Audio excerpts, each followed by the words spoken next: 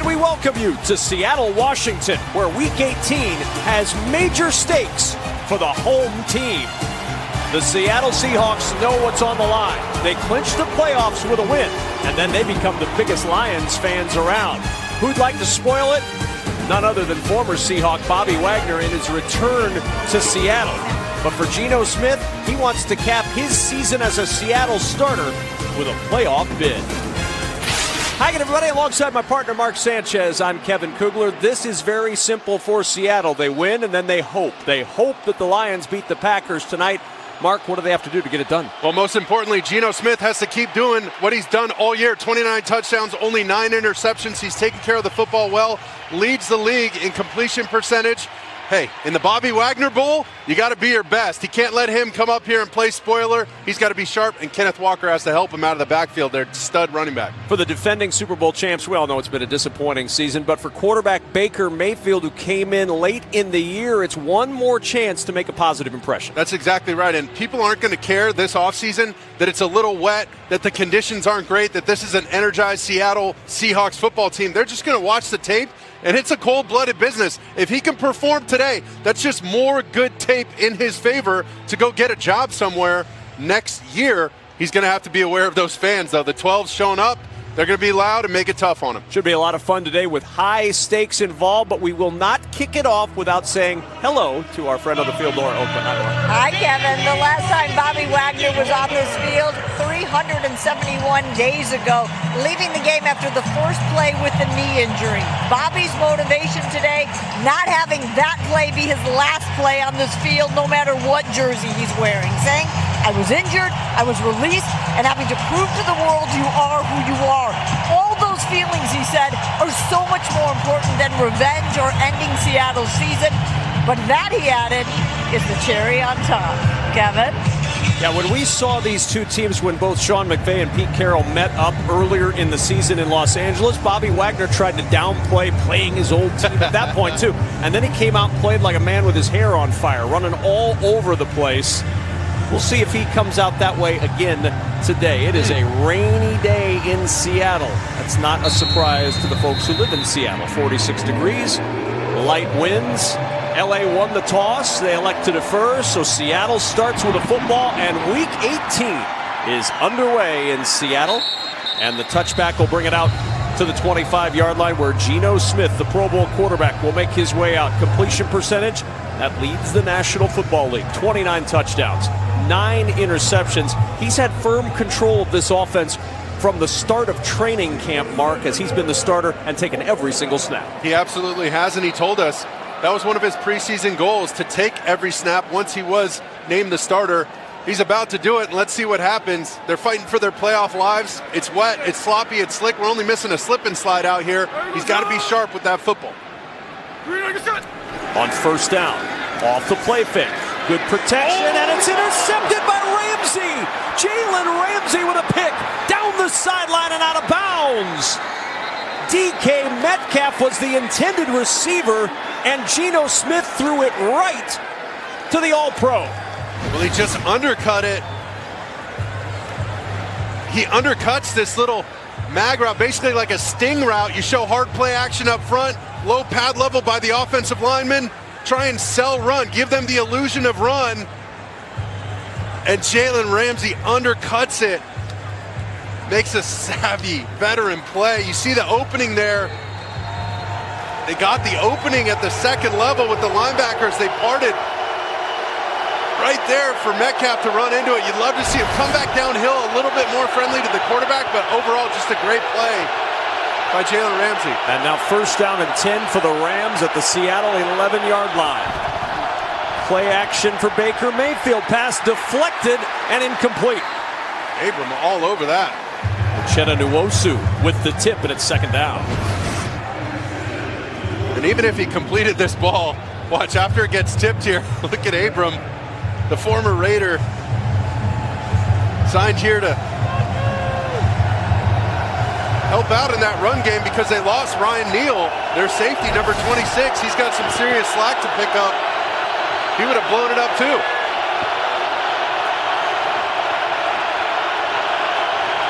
2-2 Atwell in motion on second down. This is Akers, and Cam Akers, who has been an absolute revelation for the Rams late, picks up 4 up the middle. And here's Baker Mayfield. Came over, this is his 3rd team this season. Cleveland, Carolina, Rams. Began the calendar year with the Browns, then traded to Carolina, and now a Ram. And you see that record there, 1-2. I know he didn't technically start the game against the Raiders, right? Obviously, Wolford played the first 3 plays, the first series, and then Baker comes in. But really, this is about getting him to essentially a winning record for a Rams quarterback this year, and I know that sentence doesn't make sense based on the way they played. 3rd down and 6. Quick toss. Akers with the grab. Good tackle by Cody Barton. His first career 100 tackle year stops him short of the first down. Just an excellent tackle by Cody Barton. You're going to see him fly out of here as soon as he sees it. He knows he has the halfback, and he had to go get an early step, almost jump the snap count to run away. Usually you're jumping the snap count to go get the quarterback to go make a tackle to time it up, but he's jumping the snap count just to get away. 22-yard try from Matt Gay. Riley Dixon to hold. And the Rams on the board first. But that's a huge stop by the Seahawks. No question. Jalen Ramsey on the very first play gets the interception, but the Rams are held to 3.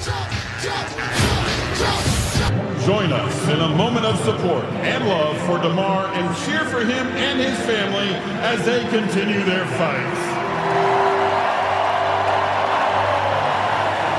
Well, the nation galvanized this week with one goal in mind, watching Damar Hamlin bounce back from that horrific scene on Monday night. And it's been so encouraging and awesome to see the recovery happening from afar. We were all captivated by that on Monday night in horror, but now today across the league, we joined in celebration of what appears to be a miraculous recovery. And we're so excited for him, for his family, and for everybody who follows the National Football League. And really, it was, people say, well, sports brings people together. That was the ultimate example of it, Mark. It brought everybody together behind one goal, that young man. It really was. And I'd never seen anything like it in my career, being around this league for a while. That was an intense moment. I thought the coaches handled it well. And it's so great and inspiring to hear that he's coming back and coming back strong.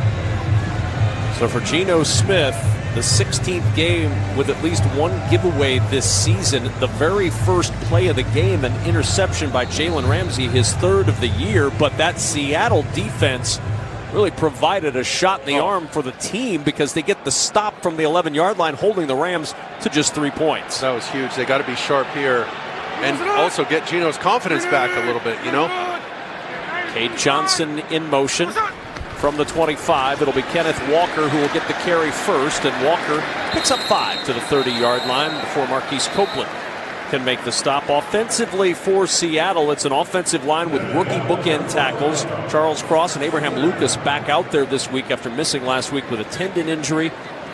In the backfield, we saw Kenneth Walker III, second among all rookie running backs to Dameon Pierce in yardage, tops in rookie rushing touchdowns this year. He's been tremendous. Extra lineman on the field for Seattle. On second down, it's Walker again, a hole up the middle. He's got a first down and more, and Kenneth Walker to the 39-yard line, picks up 9, and a Seattle first down. That was a good-looking power play as they pull Damian Lewis from left to right. Watch the left guard get up inside and lead the way. There goes Big 68, picking off defenders along the way. That's exactly what you want. Get Kenneth Walker rolling. They got to steal Geno a quick completion here in these first 15 plays. Remember, they're still in their opening script, having that interception in the first play of the game. But you see their multiple personnels. They went big. Now they're with 2 tight ends and 12 personnel. There's Smith. There's that easy completion you talked about, Mark. This to Noah Fant, and out of bounds at the 42-yard line. Let's take a look at the defense for the Los Angeles Rams, a defense that was without Aaron Donald. which is obviously a huge loss along that defensive line. Laurel Murchison starting in his spot today. Bobby Wagner, the former Seahawk, we've chronicled his story, his 11th straight 100-tackle year, coming back in Raheem Morris's defense to the town he called home for a decade, and he still calls it home. He's still got a place up here. And off to Walker again, and Walker up the gut, right into the arms of Ernest Brown IV, and it'll bring up 3rd down for Seattle. But after that interception, Raheem Morris has had to deal with the run game of Kenneth Walker III. Sure have. Now they get to this 3rd down. Let's see what the story is, what the plan is for Geno Smith. I'd expect a little bit of pressure. Try and get him off his game a little bit, move him around, and try and get some free runners on him.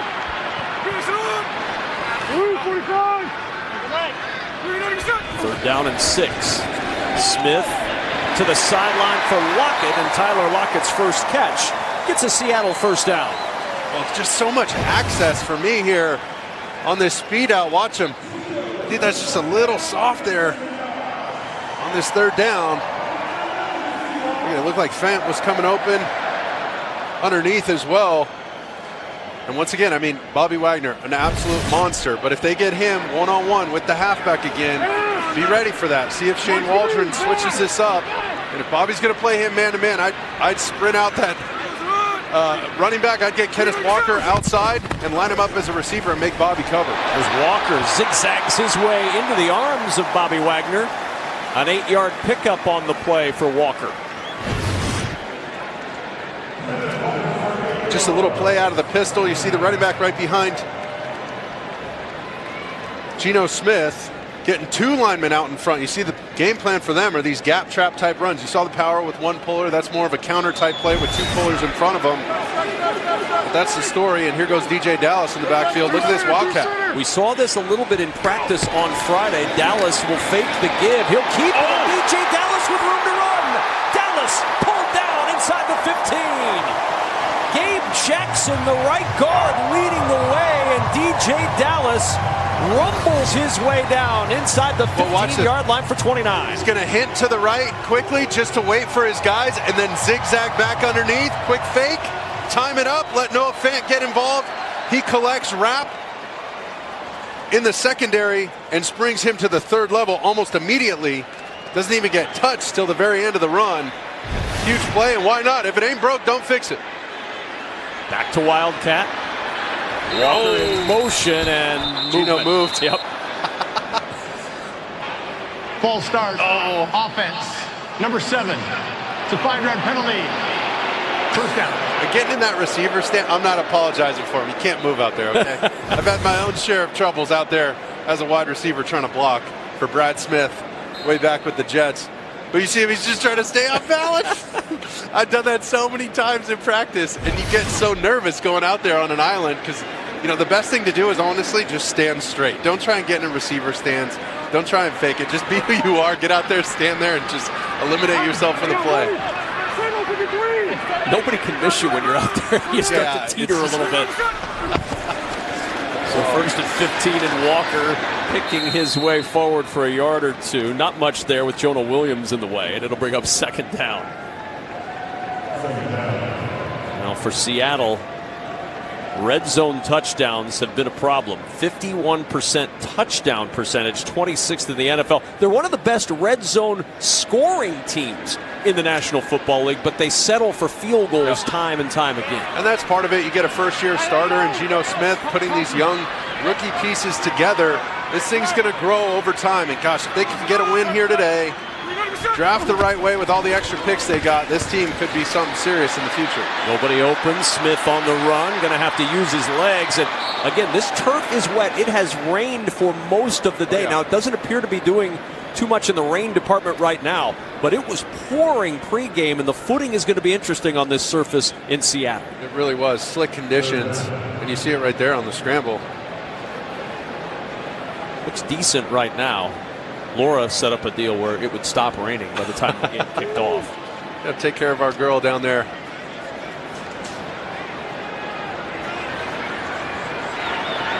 10th play. This one, these are the situations, getting into 3rd and long like this after the penalty. That's why they're settling for field goals and not capitalizing and getting touchdowns down here. Smith looking for a touchdown, and it's knocked away from DK Metcalf by Troy Hill. Outstanding play by Hill to deny Metcalf. Well, watch these hands. He had to recover because Metcalf had him beat. On this double post type look, you see Noah Fant occupying wrap for just a second, and that ball, this is an old school West Coast play, double post. Let the inside guy run to the free safety. That's Taylor Rapp. Go shake hands with him and get him out of the play, and then open it up for your outside big guy, generally a big receiver running it. Just a tad late by Gino and an excellent play by the defender. Jason Myers from 37 to tie this one up. And Myers just sneaks it in along the right upright. The teams exchanging field goals early. 3-3 Seattle and LA. 11-play 56-yard drive for Seattle. They settle for a field goal after taking 6:19 off the clock. Knotted up at 3 apiece in a game Seattle must win to have a shot at making the playoffs. They need to win, then they need the Lions to beat the Packers tonight to go to the postseason. Let's get a game break, our first of the day in Seattle, with Carissa in Los Angeles. Thank you so much, Kevin. So Niners trailing 6-0. Brock Purdy dumps it off to who else? Christian McCaffrey, who does the rest. McCaffrey's 10th touchdown in 11 games with the Niners. Niners up 7-6. Kev?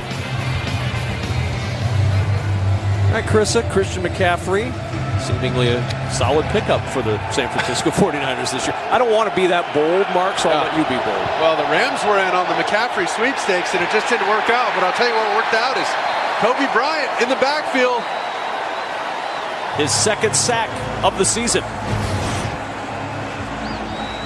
Watch him show like he's going to cover in the slot there. Takes off at the snap. That one, the halfback's got to go back for that and make it right. You see Cam Akers leaking out of the backfield, and then Powell too saying, hey, my bad, I got to get a piece of that guy to slow him down and give Baker Mayfield a chance. 2nd and 13 at the 22. Baker will keep. Fakes the option pitch, and Baker Mayfield took a big hit and down at the 32-yard line. Pick up a 10. Jackson clips him.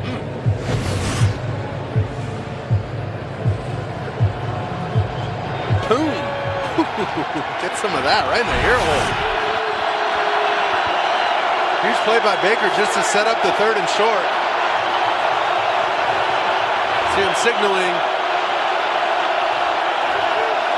3rd down and 3. Mayfield with pressure, late, he's in trouble, and he's sacked for the 2nd time on the drive. Bruce Irvin's 3rd sack of the year.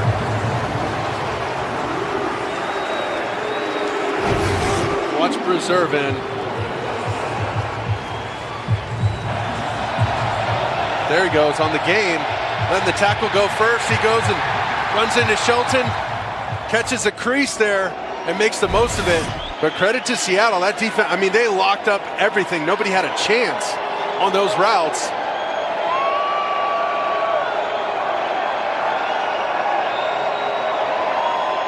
Fourth and 12, Dixon to punt. E.J. Dallas from the 31. Oh, that was a line. Dallas across the 40. Dallas across midfield and into Rams territory. Timeout in Seattle. The Seattle defense with 2 sacks on the drive, getting it back in good shape for the offense. As Mark Sanchez called it earlier, the Bobby Wagner Bowl underway in Seattle, and in the pregame, a lot of love for the longtime member of the Seattle Seahawks. Players with plenty of hugs, even the head coach with a big hug. And Laura, a lot of emotion down there for Bobby Wagner to deal with today. It's a funny thing when you bring up emotions, though, to Bobby Wagner. He said he's a master of emotions. I thought that meant holding them in, and he said actually the opposite. It means embracing and expressing how you feel, because the more you express, the more you embrace, the more you experience. He said, I don't run away from emotions. You know who also isn't? Ernest Jones. That's a linebacker that Bobby has taken under his wing, or what Ernest would say was, I am attached to his hip. I asked Ernest, what would this game, this win mean to you? And he said, we are considering this the Super Bowl for Bobby Wagner. Wow. Says a lot for the kind of person Bobby Wagner is in the locker room as Walker popped through to pick up yardage to the 45. Ernest Jones, the aforementioned linebacker, unable to pull him down. But I mean, you talk about him with Pete Carroll. He said the thing that stood out most is remarkable consistency. They said he's a Hall of Famer. Oh, no doubt. And one of the best backers to do it in recent memory for me, and having played against a guy, just an absolute monster in the middle there. And you see, he knows he's in his last few years of playing, and he's bringing these young guys along. That's such a mature thing to do. But here it comes again. Watch this pressure off the edge.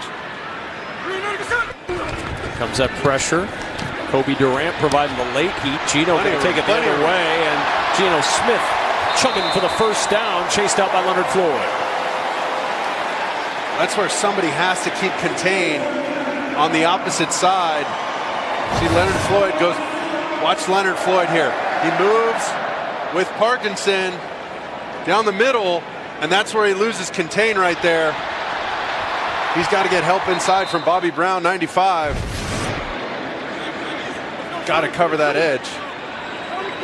Bobby Brown, my prerogative. It's not your prerogative to contain. You got to contain. You give up big games. Smith with time, nobody open. Now going the other way, turning the corner again. And Geno Smith outrunning Bobby Brown to the edge.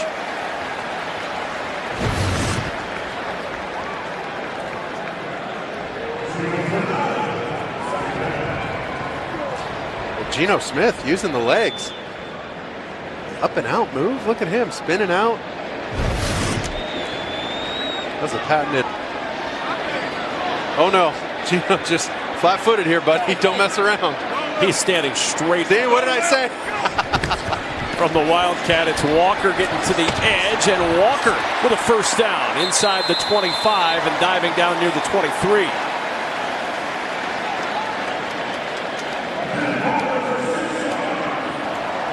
Good to see Geno Smith clocked into the booth. This is what you suggested after his false start, where kind of teetered and tottered around. Look at that. Balanced weight. I like the feet. Just nice and flat. All your cleats in the ground. No messing around. Don't make this a tightrope act. Okay, just get out there and eliminate yourself from the play. If you're Jalen Ramsey, are you excited about that? Because you've got to play off, essentially. See, we did this against the Bills, and I'm trying to fit this story in because it's a little long, but Leotis McKelvin, as I'm walking out to the line of scrimmage, is screaming at me. Geno diving catch made it to 20 by Fant. Leotis McKelvin is screaming at me, I got you, Sanchez. I'm, like he's going to blow me up. So he's talking all this smack as I'm walking out there. Well, the Jets that week showed me Brett Favre went out there and was messing around last year, the year before I got there. And he goes 3-point stance with his hand down like he's going to run a 40. And he got blown up by a defensive back. So it's already in my head and I'm overthinking it. Well, he goes to jam me at the snap and he stops and I flinch so bad. Like a total wussy out there. It was so funny. God, the team killed me for that. Second and 8 at the 20. So it could have been worse for Geno, is what you're saying. Yeah, no doubt. Just a simple penalty as long as we got the slow-mo replay on the second one. Oh, Walker reversing field and a little... Do you call that a block from Geno? The tackle made by Rush Yeast. He made a... It was a basketball screen. It was like a high screen in basketball, but he's got to go reverse field and watch Geno. This is essentially what you want to do. Like, just get in the way of the big bull and then kind of move out of the way like a matador. I loved it. Right there. Just slow him down. Knock him off track. That's the way to go. Heads up play, man. Best ability, availability, Kevin. That is true. 3rd and 9 at the 21. 3 receivers top of the screen for Geno Smith. And we've got a flag down and movement again. Charles Cross. False start. Offense. Number 67. It's a 5-yard penalty. Still 3rd down. First round left tackle Charles Cross. See him on the left side here. Just a little flinch. Oh, got it.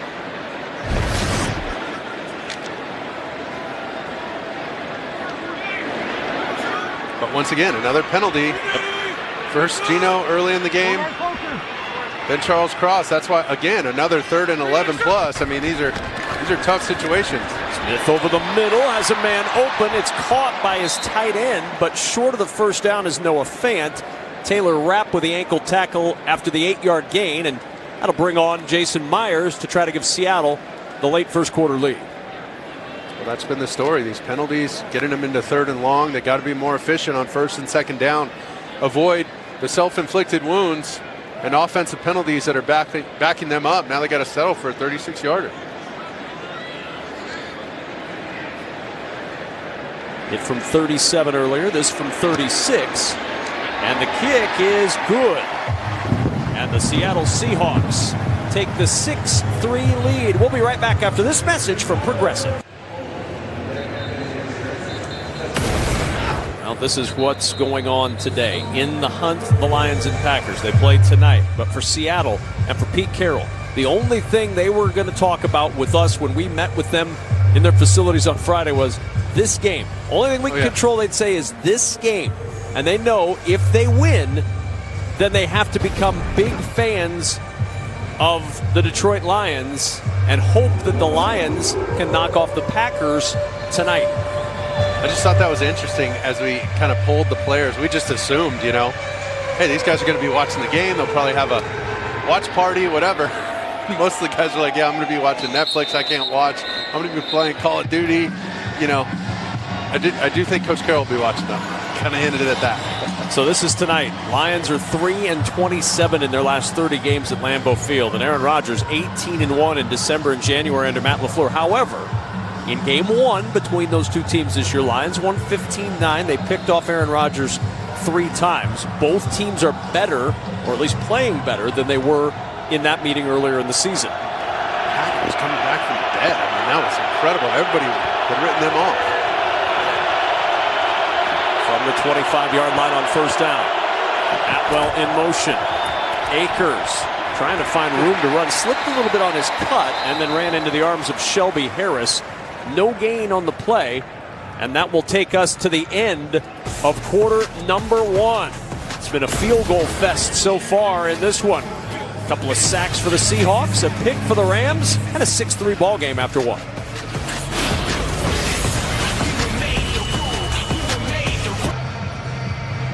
-10 pass yards in that first quarter for the Rams with those 2 sacks from Seattle. Seattle got it going on the ground, 79 yards rushing in the first quarter.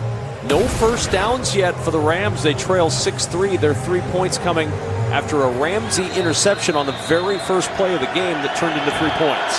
Seattle's done a great job of mixing up personnel, going big, getting in the phone booth, and slugging it out with that run game. Let's see if the Rams can get some runs under their belt. 2nd and 10, and the toss to Tyler Higbee, and Higbee tumbling forward close to the first down. It'll be a yard short.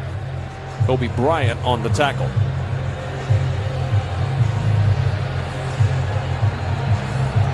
Baker Mayfield getting a little pace going with this offense on 3rd and 1. Atwell in motion. Akers the carry. Room to the edge, and Akers down the sideline. Cam Akers lowers the shoulder into Quandre Diggs, and a first down for the Rams at the 34 of the Seattle Seahawks. Watch the block by Powell. He's the one who springs this thing. He nails Jonathan Abram. There goes Mike Jackson looking at the fly sweep motion. And they were off to the races. Stepped out of bounds before he delivered the blow at the end there. But what about the resurgence of Cam Akers? Talk about a Lazarus story. I mean, it sounded like he was on the chopping block, the trading block. He was out of there. It didn't sound like he was going to take another snap as a Ram earlier in the season. And here he is, coming back, having a couple great games to close out the season, looking like the guy they drafted him to be. Akers to the 30-yard line. That was the interesting part for Cam Akers this week. No Rams running backs had back-to-back 100-yard games since C.J. Anderson in 2018 until Akers has done it the last 2 games. And we were talking with Sean McVay. He said it's a real credit to him. Thomas Brown's done a really good job with him. He maximized his opportunities, became a huge bright spot. And they've indicated that they're now not looking to move him in the offseason. So all of a sudden, a guy who thought for sure he was gone and wasn't even around the facility, maybe an integral part of what they do next year. Interesting how it changes and how quickly you can get back into the fold. 2nd and 6. It's Akers again, and Akers fights his way up the middle for a couple. And Laura, it was a pretty remarkable turnaround for Cam Akers. Remember, we had that game when Cam was sent home and reports said it was it. Sean said that was a great illustration, Sean McVay said, of why you never say never and the importance of both sides saying saying, I don't know how we got there, but we're better than this. They sat down. They acknowledged it. Cam owned where his responsibilities were, and McVay said what he could have done better. He said Cam is a great kid. I'm so happy for him and for us with the job he's doing. And he's been a huge part of the Rams offense in the last month. 3rd and 3. Mayfield. Pressure comes. Mayfield able to get away the first time, but he cannot get away the second time from Boye Mafe. And the Seattle defense stands strong again in the field goal unit coming on for Los Angeles. Well, he's looking left first to Higbee. You see, that doesn't open up, and I thought he would find the receiver right over the ball. Watch this. He's looking left, no. And there goes Van Jefferson slamming on the brakes. It would have had to be a quick throw. There's the out. Abram all over that. And just nothing there. He wanted Hopkins, tight end number 88. From 45 yards for Matt Gay. And the 100th made field goal in the career of Matt Gay ties this game at 6. Plenty of kicking early in Seattle. Geno Smith beat all 3 of his former teams this season. Week 7 beating the Chargers 37-23. Took down the Giants the next week here in Seattle. And finally Smith beat the New York Jets, the team that drafted him on New Year's Day. The first quarterback since Earl Morrall in 1968 to beat at least 3 of his former teams in the same season. Second quarterback to make his first Pro Bowl in his 10th career year or later, with Rich Gannon being the other. 6-6 ball game, Seattle and the Rams. Early second quarter here in Seattle. For Geno Smith, the season in Seattle, entering week 18, leads the NFL in completion percentage, tied for 4th in the NFL in touchdown passes. Selected to his first Pro Bowl. And as mentioned, beat all 3 of those former clubs. Giants and Chargers. Yeah, you would think so. Not so sleepless in Seattle. What is that? Rested? Well rested? Wide awake in Seattle. Nice. Probably staying at a Holiday Inn Express. He must have.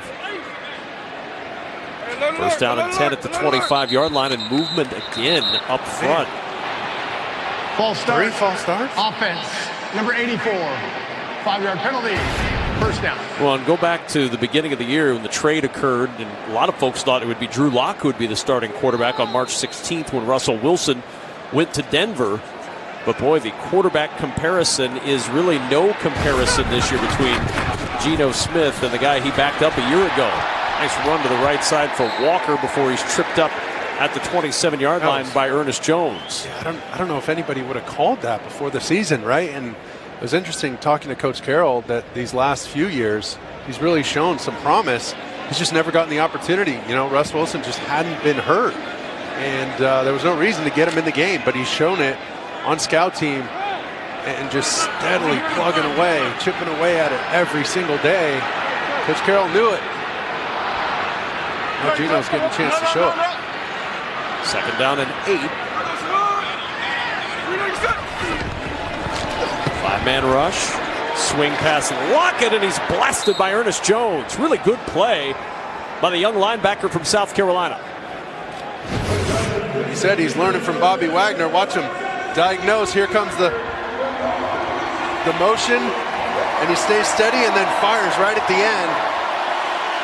Right past Kenneth Walker. Kenneth Walker has to get a better piece of him and protect the ball carrier right there. He'll learn from that one.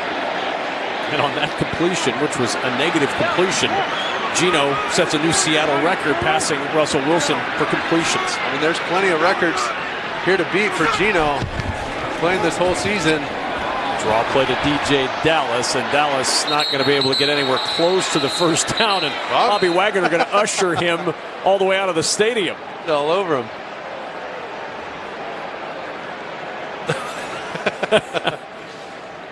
Probably just exchanging pleasantries. Yep. Hey, how's it going? Want to come over after the season? Let's hang out. Woo.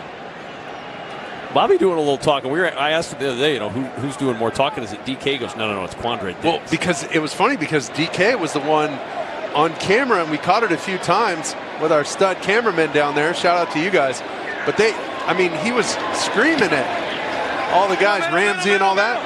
But he said it was really Quandre Diggs. Yeah, Diggs more was all subtle over. about it. Yeah, he's just, you know. Brandon Powell cut down before he gets to the 35-yard line. New year, same Bobby Wagner, full of love for the Seahawks. Ooh, forget the primetime game. I'm watching that. There you go. I don't want to watch Lions back. I want that. Well, you got that. Okay. Coming up tonight. But you got to be committed And you win tomorrow either night, way. too. You don't have to worry about playoffs. It's No. just, you win. You're in. You're winning in. Baker Mayfield. And the Rams back to work. Off play action. Mayfield throws it short. Powell tried to pull it in behind him. And Tariq Woolen, the rookie from UTSA, knocked it free. But Woolen was all over this. Just these slides. Trying to escape and out-leverage the defense. Ball thrown behind him. Powell doesn't have a chance. Ooh, got away with a little face mask there. And the comparisons between him and Richard Sherman have just been uncanny with all those interceptions. Switching from wide receiver to defensive back, just like Sherman at Stanford. And another incredible corner they've drafted here in Seattle. Higbee picks up 3 and brings up 3rd down. Rams hustling up to the line at the 35. Seahawks changing out defenders. They tried to catch him in a bigger personnel and bring in some small, fast guys. Seattle barely gets the exchange in time. You see all that communication between these two. Barton and Abram having to talk everything out. Abram's new to this system. 3rd and 7. Oh! Field almost intercepted. There is a flag down. Tease Tabor, nearly his first NFL interception. I think they're going to get Jackson Illegal on Van contact. Jefferson. Defense, number 23. There's a 5-yard penalty. An automatic. First down. Jonathan Abram. Just talking about him a moment ago, Mark. Well, here we go. He just doesn't let him get outside, and there's Abram. Just walls him off. Kind of just gets run into. I don't know. I mean, you got to have a plan as a receiver. You can't just run into guys and expect a call. Ty Secchi now in at left tackle for the Rams. Off play action. Mayfield checks it short. This is Cam Akers. Akers into Seattle territory and down near the 47. Tanner Muse on the tackle. We check in downstairs with Laura. It's January at Seattle. Let's talk about some rain. You guys said earlier it was raining, I would say pretty hard, the three of us would, but I was told by everyone in Seattle this really isn't that hard of a rain. But I did talk to both equipment staffs because it is starting to come down. Again, I would say a little hard right now.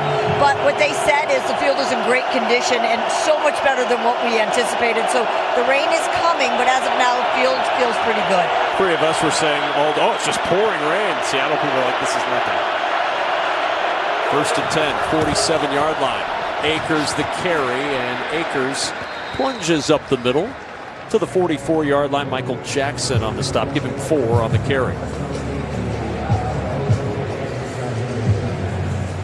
It's about time these defensive backs are getting called for holdings and illegal contacts and all that. But they're sitting at the sticks. I need to see a double move here by somebody. You saw how tight Ramsey was playing on DK Metcalf first play of the game. You've seen how tight Van Jefferson's getting coverage and respect from this Seattle secondary.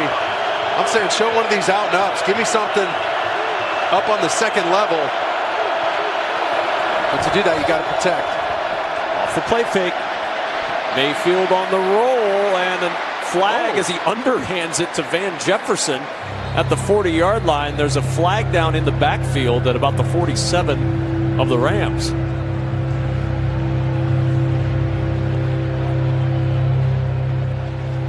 You had both Chandler Brewer and Cam Akers in the area where the flag was dropped. Maybe lineman downfield. Like a block. Illegal chalk block. Oh. Los Angeles. Number 67. It's a 15-yard penalty. Replay. 2nd down. Yeah, that's Chandler Brewer. We were talking with Sean McVay about him. He said he really struggled last week after coming back from injury. Oh, well, it's him and Akers, really, because he's engaged with Akers. Watch. You see 67 and 3. if his hands are on him and he's engaged in any way with an offensive lineman, you can't go low and cut him. That's to eliminate a lot of those injuries. The NFL implementing that. And it makes sense. You know, the guys kind of stood up and occupied by somebody. That's how guys really get hurt. Glad they cleaned that up. 2nd down and 21 at the 42 after the penalty. First on the Rams. This is Akers. Oh, that's another keep. To the 45 he goes. Pick up of 3. And a 3rd and long for the Rams in a fast-moving second quarter. 6:50 until halftime. Rams back to the line quickly on 3rd and 18. 4-man rush. Mayfield checks it short to Akers. Akers up the sideline, and Akers well short of the first down as Jonathan Abram makes sure that he cannot get up the sidelines beyond the 47. Pickup of 8, and the punt team coming on for Los Angeles. Just a great rally and tackle by Abram. Just following Baker Mayfield's eyes. But once again, everybody's sitting right at the sticks, jumping all these routes. Somebody's got to take advantage of it, and it'd be a huge switch in momentum and a change in momentum to Big Al Woods. Barely got off the field. Barely got off the field. Puddle jumped down at the 10 and could not pull it in. Trying to reach behind him was Rochelle to yank that ball back into play, but he could not. It's a touchback. Seattle's defense doing its job. See if the offense can get it moving when we return.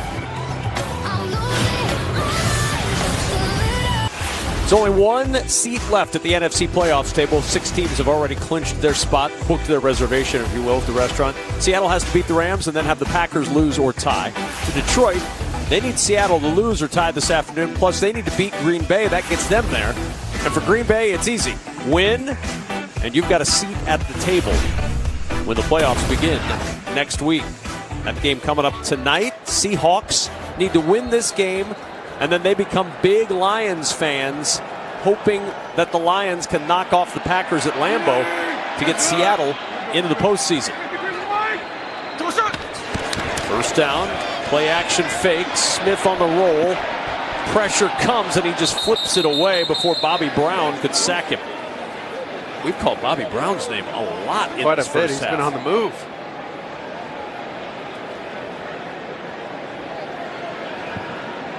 Let's check in with Laura. Laura, we know that the head coach of the Seahawks is going to be paying close attention tonight, right? Maybe he's the only one, because call me crazy. I came into that facility like, yeah, where's the watch party, guys? And like Mark said, Lockett watching Netflix. DK Metcalf, Call of Duty. Gino said, I don't want to jinx it. What if Detroit loses because I watched it? Got him.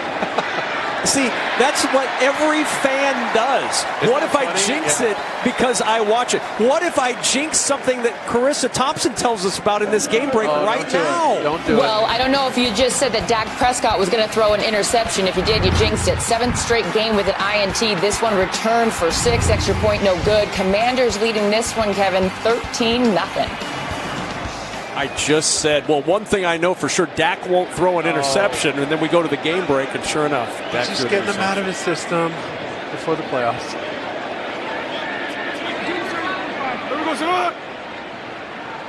Curhan in motion. Big man on the move, and then blasting into the backfield. Walker gets buried by Ernest Brown.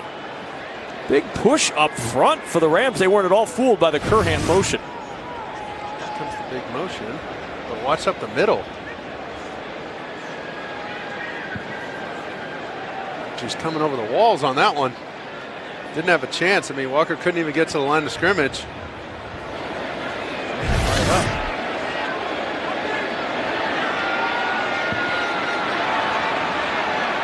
Second and 12 for Seattle. There's Walker in the flat. Walker breaks a tackle, and Walker gets good yardage. Ernest Jones had an opportunity to bring him down. So, Laura, we know that Call of Duty, Netflix, Gino's jinx. Is Pete at least going to watch this game? The best part was us telling him all this, and he was like, what? Like, they're not watching? And he was like, absolutely, I'm watching. I'm not having them come over.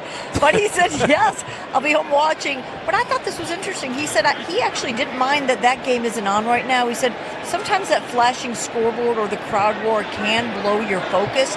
And this is a young team. Do you believe that he means that, Mark? You know Pete Carroll as well as anybody. What, that he's happy the game's not being played right now? I think it's just giving a reason why you may be happy that the game's not played right now. Makes sense, I think. We'll be right back after this message from State Farm. Jalen Ramsey had an interception on play number 1 today. His Rams defense looking to stymie Seattle on 3rd down. They converted their first 3rd down of the day. They're 0 for their last 3. This is 3rd and 2 for the Seahawks. Let's see if they get Lockett involved. He's their 3rd down weapon there. Motioning at the top of your screen. Smith looking that way. Throws and it's intercepted and then dropped. The ball is loose. Was there a change of possession? Because Quentin Lake, the rookie from UCLA, had it, then coughed it up, and Seattle gets the football back. Oh, wow. That's one way to get a first down. Austin Blythe, the center who started the play with the ball in his hands, ends the play with the ball in his hands. Oh, look at that, just jumping in front of Parkinson. Now they're ruling the play an incomplete pass. So never had possession, never had the 2 steps, the football move. So well, watch this. Here comes it's kind of like a vapor route. There goes Noah Fant, and Parkinson's job is to get in the vapor trail of Noah Fant and then break off that inside move like a short post, almost like a widened slant. Well, Dean Blandino, this feels like we're talking about what is a catch, but on this instance, it's what is a catch from a defensive standpoint. Yeah, it applies to a receiver or a defender. Same rule. He has to have control, both feet down, and then perform an act common to the game. And Lake is going to lose the ball just as that second step hits the ground. There's no act common to the game. That's a good call of an incomplete pass. So it's 4th down and 2, and Seattle will have to punt this one away. Still a 6-6 ball game. Brandon Powell. Watch this one head to the sideline and go out of bounds. Timeout in Seattle. Rams offense and Baker Mayfield coming back out in a 6-6 game. Well, quite the Hollywood flop for the Rams this season. Blown out by the Bills 31-10 on opening night. They got things going a little bit, though. Got it back even to 3-3 entering the bye week. But then the injury bug bit, and it bit hard. Matthew Stafford, Aaron Donald, Cooper Kupp. And that really sent the Rams spiraling out of control. 11 losses entering today, most by a defending champ in the Super Bowl era. And that brings out the hecklers. Oh, man. Quit on you. He's headed to the booth. Whoa. Our Jay Glazer in the pregame show today was talking about, there's some question as to whether Sean McVay is going to step aside after this season and, recharge. Well, Jay's reporting it. It might be true. Good chance it is. I mean, I wish I could predict stuff at that kind of clip like Jay Glazer. He gets all the info for us, but that fan is like a notorious heckler and troll for all the visiting teams. He was all over Baker Mayfield when he ran out, as if he was like, just his Seahawks rival or something. Well, as Jay said, a potential opening in Los Angeles, that would mean Sean McVay goes somewhere else, and obviously just a tremendous run of success, including that Super Bowl win last year. And there's the guy. There's quiet right now. Said troll. Silenced.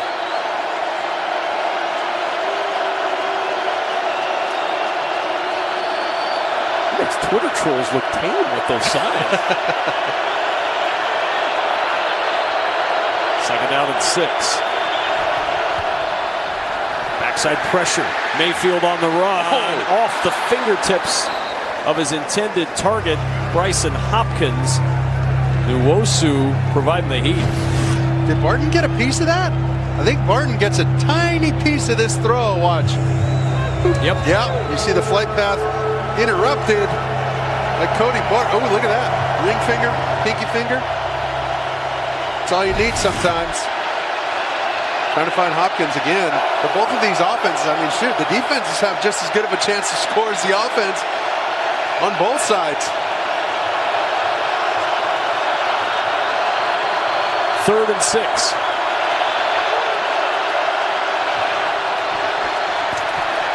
Mayfield with time. Open. Van Jefferson down the sideline and into Seattle territory. Out of bounds at the 48, a pickup of 35 and a first down. He's got help inside. Watch Woolen right here. You'd love to see him play with a little more cushion to the outside. That's the only place he can get beat. And Van Jefferson crosses him up. Oh, and Woolen grabbed his ankle after that play. Uh-oh. What a tremendous year he's had. You'd hate to see him go down. Pro Bowl pick as a rookie. So you can see on the end of this play for Tariq Woolen. Still down on the turf right now, favoring his left leg.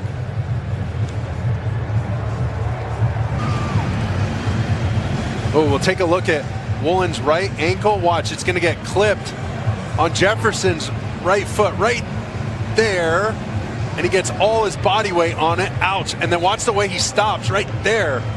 He just kind of tweaks it again.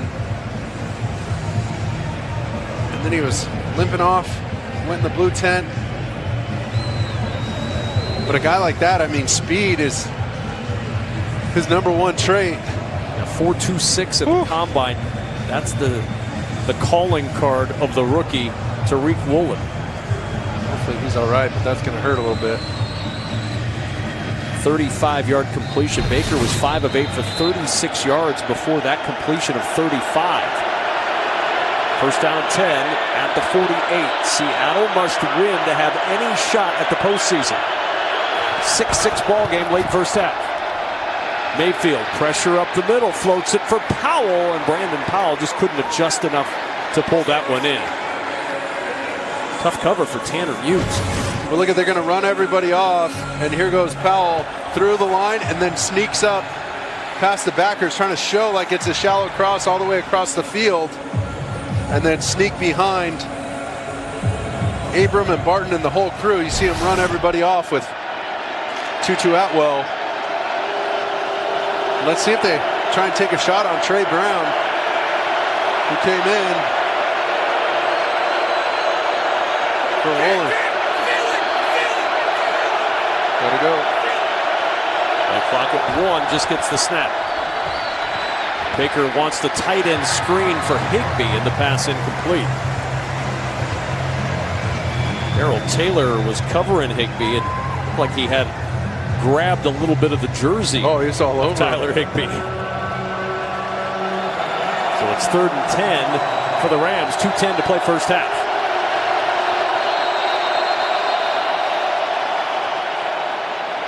And a timeout is called. So Seattle using the timeout. You saw Jonathan Abram doing jumping jacks there to get everybody's attention to get that timeout called. With 2:10 to play in this first half, Seattle has to take the timeout. That's Mark Sanchez. I'm Kevin Kugler. Welcome to Week 18. 6-6 score in a game that Seattle absolutely has to have, but it's been a defensive struggle so far. It really has, and both of these defenses have come to play, holding all these both sides of these offenses just to field goals right now. It's been slow and steady, but something's going to break this game open. It's either the double move I alluded to, or a huge play, a missed tackle, catch and run, a special teams play. Be ready for something, especially from the Rams. They can leave it all out there. Nothing on the line for this game. 3rd down and 10. Baker sets it up, blocking in front for Higbee. Tyler Higbee with a first down.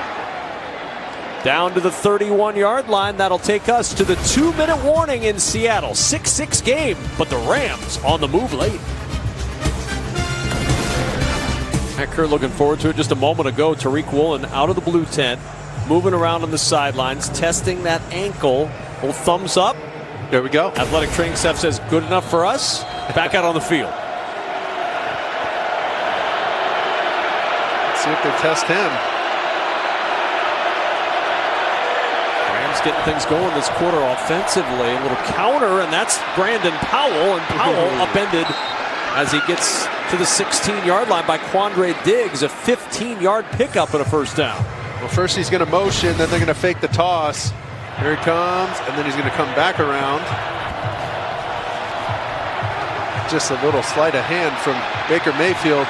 And all you want is just a half-second advantage and freeze those backers for just a half-second to catch a crease there. See the Rams taking advantage. Rain continuing to fall in Seattle. First down and 10. Motion across from Atwell. Akers the carry up the middle, and Cam Akers tripped up as he gets inside the 12. Teams have exchanged field goals throughout this first half. There's that rain that continues to fall. It has been raining for the better part of the entire day here in Seattle. Always important when you get these slick conditions to make sure, you know, these throws can't be high. That's where you get tips and overthrows. Got to keep these footballs numbers and lower so they fall innocently to the ground if somebody drops it. Little end around. It's Atwell to the edge. Oh. Atwell to the end zone for a Rams touchdown. Oh,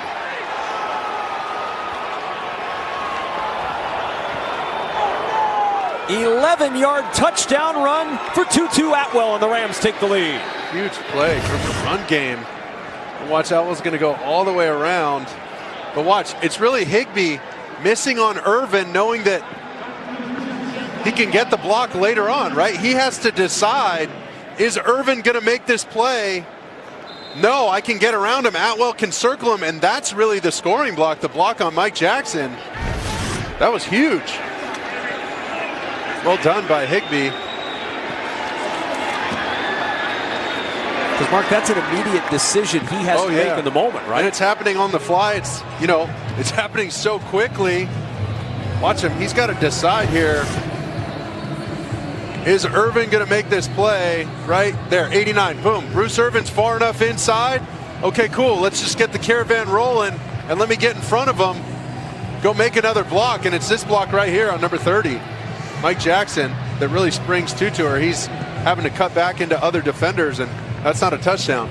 You could see him as he turned that corner, Mark. He turned his head to the right like, okay, who else is coming after he got clear of Irvin? Go find work. Get somewhere. Seattle just one timeout remaining. And remember, the Rams won the toss and elected to defer, so a chance for them to go ahead and double up here with that touchdown. If they can get a stop in the final 39 of this first half, that's right. Rams with a real opportunity here. That's big. And being able to ride that run game, getting tricky in the run game. Remember, faking the toss, handed it inside. And then the end around.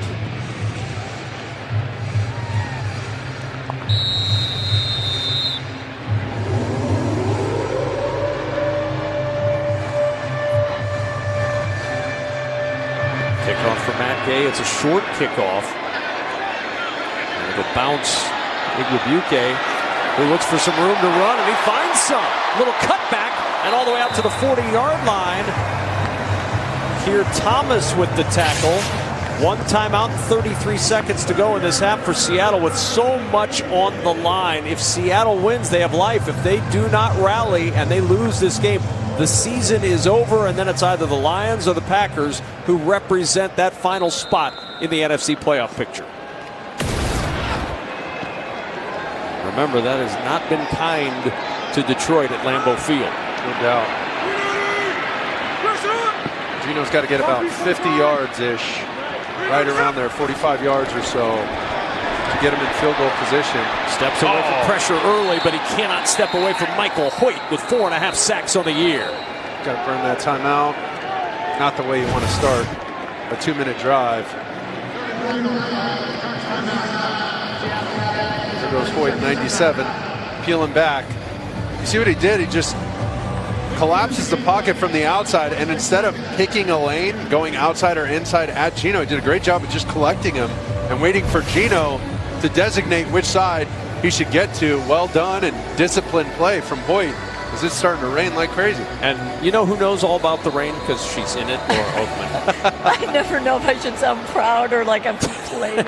Way to go, Laura. Hey, it's a badge of honor, as Laura. Mark says, as Mark can back this up completely, the rain is coming down, but if you look at the flags up top, they're blowing. Down here on the field, no wind, and really at the end of the day, that's all they care about down here, no wind.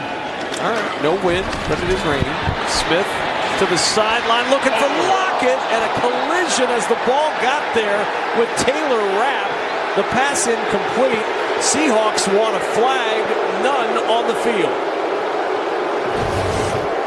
Ooh, it's close. Watch Lockett here, and Rapp's going to come in the screen. Might have got there. Yep, just a smidge early. I mean, that's so hard to see if you're not watching it in slow-mo. It's almost impossible for the official to catch that one. But you see the gloves next to Lockett? He dumped his gloves right there on the field. On the field. And out of bounds is Metcalf. He's short of the first down. The gloves are right there. They got great tack, you know, when it's dry, but as soon as it's wet, those things are slick, man. He's got those 10 metal screws in the metal plate in his surgically repaired left hand. You see the wrap on that left hand. And just an Iron Man. Going with got to carry that guy off the field. Dude, this 1 week. Like, they would have had to lock him in a hotel room or something to make sure he didn't show up for this game. He's that committed. He loves this game that much. And that's why his teammates really care about him. He leaves it all out there. Second 3 and out, though, for Seattle. Punt. Michael Dixon, Brandon Powell will watch this one bounce out of bounds with 10 seconds to go in this first half. Well, this last year has been something for Baker Mayfield. Made his last start for the Browns January 3rd of 2022. Traded to Carolina on July 6th of 2022. Released by Carolina on December 5th of 2022. The next day, claimed by the Rams. He thought it would happen. He already had a plane ticket purchased. 4 appearances entering today for Los Angeles. 4 touchdowns, 1 interception, and now a knee to close this first half. Seattle 0-6 this year when trailing at halftime. We now go to Kurt Menefee in Los Angeles for the Verizon Halftime Report. As we welcome you back to Seattle, where the Seahawks trail as we get ready to start the second half 13-6. That's Mark Sanchez. I'm Kevin Kugler. A must-win for Seattle, or their season is over. If they win, they hope for the Lions to win to get into the playoffs. But right now, Seattle on the losing end of the score. In dire straits right now. Their offense just looks a little stagnant. They got to get Kenneth Walker going. 10 carries, only 41 yards. They got to beef up the run game. But more importantly, their defense needs a huge stop. They can't allow the Rams to double up on points they scored right before halftime. This is a big possession for the Seahawks defense. They got to shut down the Rams offense. Yeah, the Seahawks will be on defense first after the Rams won the toss and elected to defer.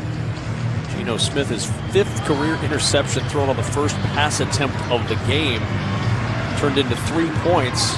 Seahawks defense has been good, but they could not keep Tutu Atwell out of the end zone for his first career rushing touchdown. And in the Bobby Wagner Bowl, it's the Rams who have the halftime lead. Second half about to get underway, and it'll be Los Angeles football from the 25-yard line with the touchback. Laura Oakman, you had a chance to talk with both coaches. What'd you find out? I did. Well, I talked to Sean McVay about that last touchdown drive, and he said it was about that 3rd down conversion, a couple of big plays, but he said really it was about the early down conversion, and it wants to make sure that early down efficiency keeps going right now. I asked him, it's the last half of this crazy 2022 season, what was the message in the locker room? And he said, finish the right way. And that's what they're hoping to do. Finish the right way. End Seattle's season. Seattle needs to win to get themselves at least in the conversation for the playoffs as Akers picks up 5 on the first down carry. And I'm not going to be surprised if, as much as they can, keep running this football for the Rams. Give it to Akers. Let him tote the rock as many times as possible. You control the game, control possession, time of possession, and just bleed this clock out. And don't even let Seattle get back into this game. That's a game plan for sure.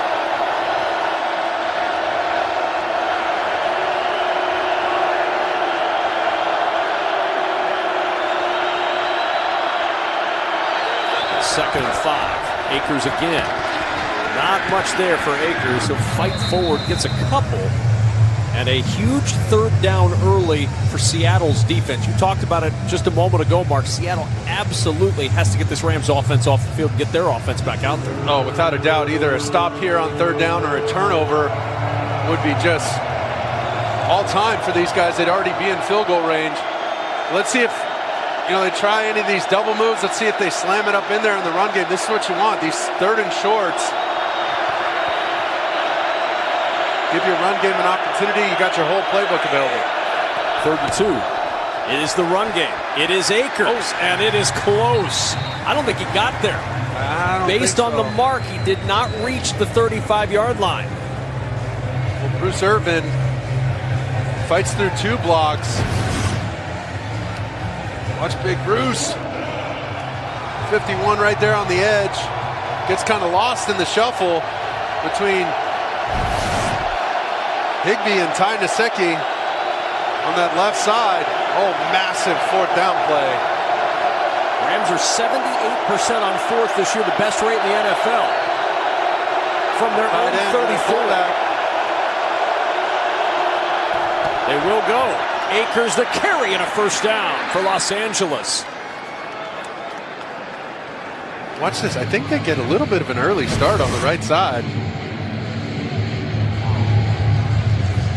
Oh, yeah. Yeah, they just did. A little they got away with one there. Right? They got off the ball like an accordion. Chandler Brewer was the first one to go, but nobody else went. See him pass out of the blocks, coach. That's what you want. First down and 10. New set of downs. And on 1st down, Baker Mayfield off play action. Wants to go deep. Oh, boy. Over the middle, and it's deflected out of the hands of Van Jefferson. Incomplete. Tariq Woolen challenging that one. Well, watch Tariq Woolen. He doesn't get fooled. He doesn't totally get crossed up. Down, watch, Baker Van Jefferson's going to show like he's running the deep crosser. And look at that closing speed, even with the tweaked ankle. Tariq Woolen, I mean, that guy's like an avatar out there. Oh, and it was interesting talking to him. It's like, we could have had like 10 picks this year. And I was like, whoa. But you go back and watch the tape on this guy. I mean, he has his hands on the football quite a bit. And a couple times he said, I was just thinking too much. I got to just go for the ball. Same thing right there. Go snag that football and pluck one out of the air. Looking for his tight end Higbee, and off his right hand, incomplete. Well, we mentioned the name Richard Sherman when we were talking with Tariq Woolen. He said, look, I love to be brought up with Richard Sherman. It was another converted college wide receiver. His name carries a lot of weight around here. He says, but I'm doing my own Tariq Woolen. That's right. And that's what you want. You learn about guys like that, play with his style, but you got to be yourself. 3rd and 10. Mayfield in all kinds of trouble. Runs into a sack. Darrell Taylor, already a career high 8.5. Now give him 9.5 sacks. And the 4th Seattle sack of the day will bring the Rams punt team on. And this is just a hustle sack. Watch, he's keeping contain on the outside. Gets jammed quickly, then goes against Nsekhe and doesn't quit.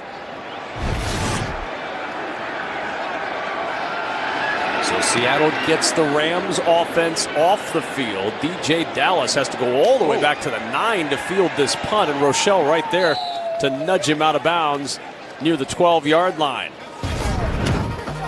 Mayfield under heat. 4th time he's been sacked today. Seahawks offense back to work next.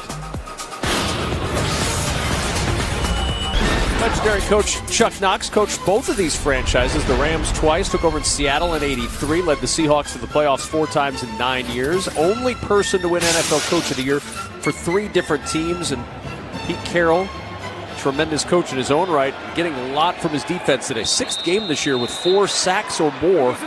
Worst starting field position of the day for Seattle as they take over at their own 12-yard line. On 1st down, here's Walker, met by Bobby Wagner and buried for a loss near the 10. Who else? We'll watch him. Here goes Bobby. Read and react. Slips right behind the puller. Backdoored him. 2nd and 11. Rams rush 4. Smith surveys the field, finds his tight end, and Colby Parkinson gets a Seattle first down. Laura, what Pete Carroll tell you at halftime? He told me the key right now offensively to control and win third down. I asked him with 30 minutes left to a game they have to win, and a championship mindset he's been trying to instill into this young team all year.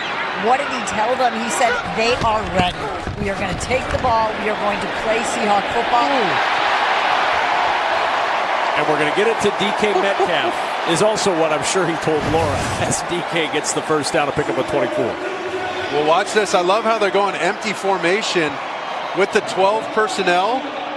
Those two big tight ends splitting out Kenneth Walker, making linebackers cover. Defensive ends split out and cover. Just putting everybody in a tough spot. Daniel Hardy had to step out, number 44. And it looks like Taylor Rapp ended up on the wrong end of that collision. Yeah, the officials are signaling for Taylor Rapp to go to the sideline after that hit. Watch here. That's a big body coming in there. Ouch.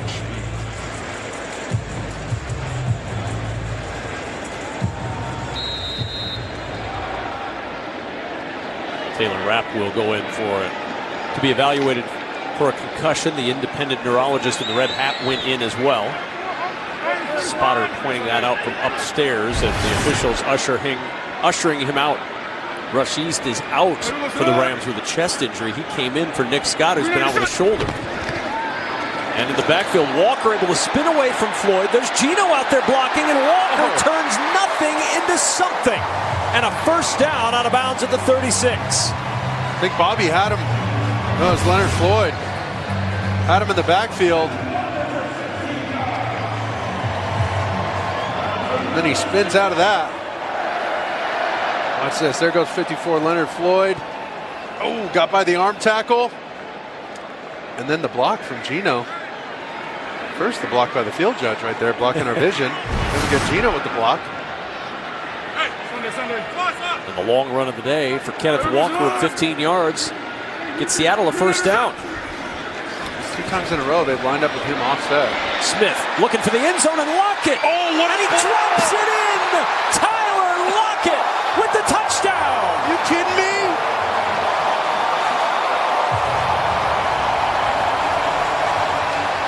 A pinpoint pass from Geno Smith. And Seattle a chance to tie it up. This is one of his best throws of the year. I mean, that was a tight spiral. Just lift out your shirt, lock it, and keep running. Don't break stride. What a throw. The revolutions on that football. That thing was tight, man. Oh, man, way to cut it loose. Huge play. Extra point ties it up at 13. Tyler Lockett joins Steve Largent, the only Seahawk with 4 straight 1,000-yard years, and he ties the game at 13. Pre-game, Tyler Lockett got the Steve Largent Award. They give it annually to the team contributor best exemplifying the spirit, dedication, and integrity of Steve Largent, and now he has passed Steve Largent, or at least joined Steve Largent rather, as just the second player to go over 1,000 yards 4 straight years. Well, watch the subtle widen he takes. That widen approach. Remember, he lined up right about the edge of the numbers, the bottom of the numbers, and he gets just a couple yards. And what he's doing is he's buying some space for himself to widen Hill and move him away from the safety who's going to bite. Look at TJ Carter, who's playing quarters and seeing the crossers in front of him. He runs big DK Metcalf in front of him. He jumps and chases the cheese in front of him, and there goes the one-on-one deep post route. And look at they're trying to figure out, he's asking, Coach, what do I do? Well, remember, Nick Scott is out. Rush Yeast is now out, so it forces TJ Carter, the rookie from TCU, into a key situation like that. He probably is trying to figure out what to do from the 2-yard line.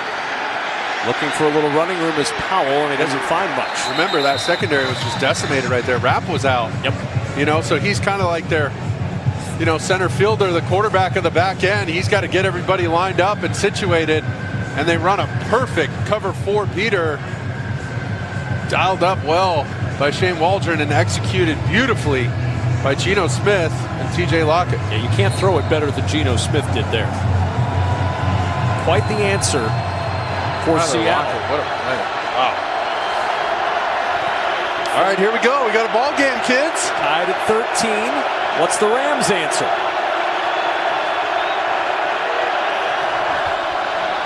Mayfield, backside pressure from Kobe Bryant. He has one sack today, but Mayfield gets rid of it to Van Jefferson, who gets the first down, going out of bounds at the 33 and pick up a 14.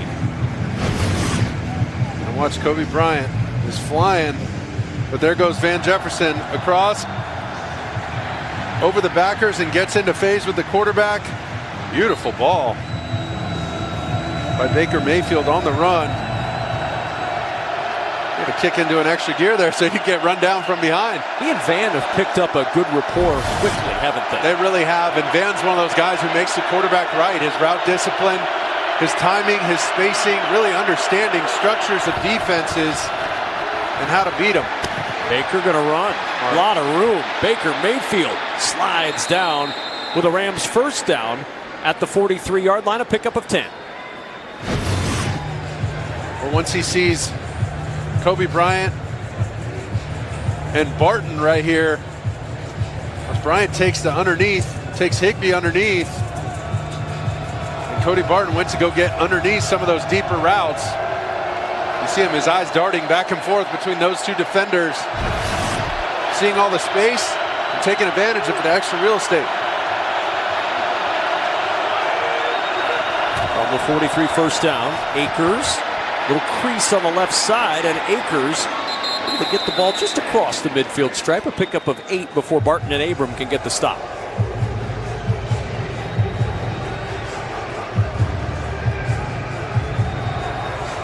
See if they have any more of these designer runs, the end arounds. We saw that like inside trap with the fake toss to Powell, to Atwell.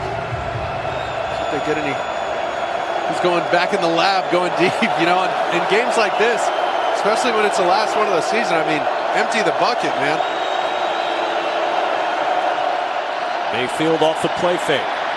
Throws it back across his body to his tight end, Tyler Higbee. A little juggle there as he got popped, but he gets the first down to the 45 and pick up a 4. Watch him directing traffic to Higbee. He's telling him right here, watch. Go back inside. Slow down, slow down. And he was letting that defensive lineman clear. Just the awareness right there by Baker. Higbee's 4th catch of the day. He's got a career high now with 72 catches on the season.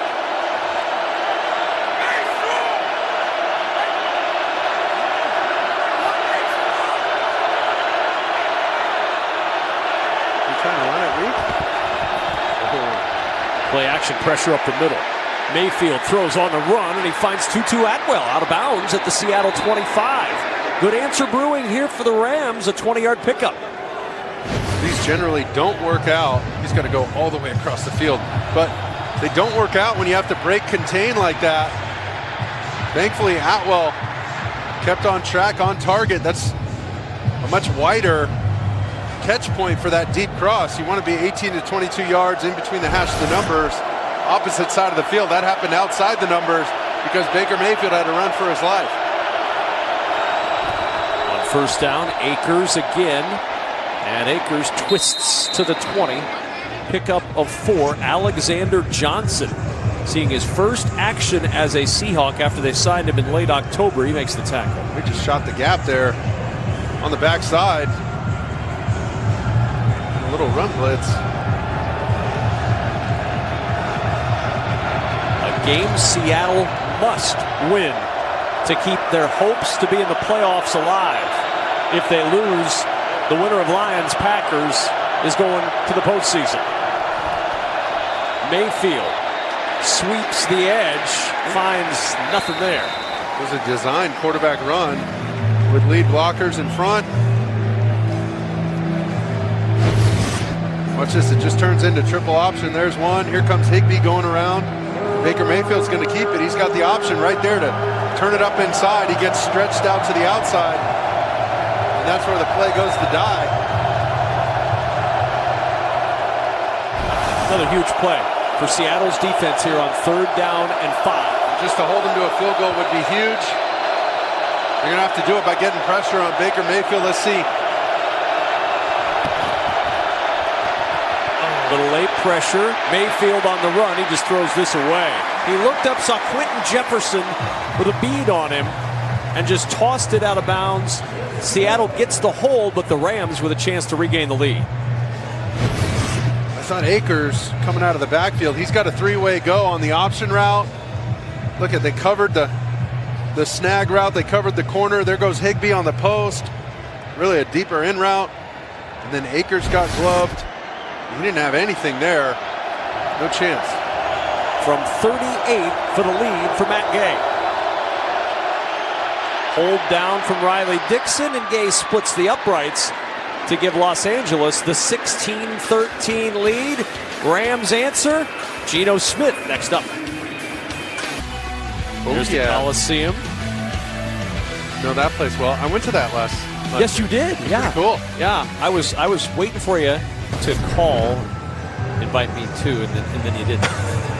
but I, you know, afterwards when I asked you about it, and you said, "Who is this? Why would I talk to you? It's February." Well, that was a little harsh. I like the performances. It was Pitbull, Ice Cube. Nothing says NASCAR like Pitbull and Ice Cube. You know what I mean? Absolutely. You're saying it was a very good day then. Go together like peas and carrots, baby. Well, for Geno Smith, it's been, I wouldn't say it was a very good day. It's been an okay day. It didn't start off with a good day. Ramsey on the very first play with the interception.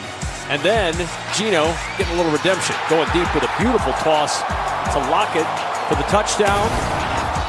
And now Geno and company down 3 late in the 3rd in a game they have to win in order to have a shot at the postseason. So listen, that shows a ton of resolve and a ton of maturity for him to rush off that interception and be ready versus that quarter's coverage to hit the big alert on the post. Let's check in with Laura Oakland. You know who didn't get caught up in the whole awesome Geno Smith comeback story like all of us? Geno Smith. He told us all year, football is what I do, not who I am. But I love that he admitted it would be awesome to play in the playoffs. He called it a lifelong dream.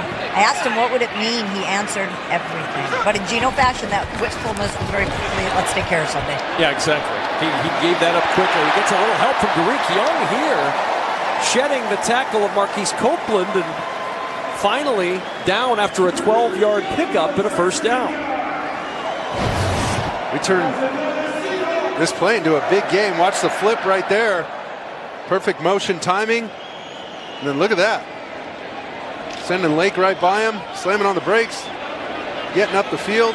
That's one way to get more touches. You know, get a touch like that, make something out of it. Coaches, you catch their eye. Walker, the running back, gets the carry on first down. That's up field for 3 to the 43-yard line. For Geno, the second half's been a little kinder. 4 for 4, 86 yards, and the touchdown for Geno Smith. But his team still trails 16-13 late in the 3rd.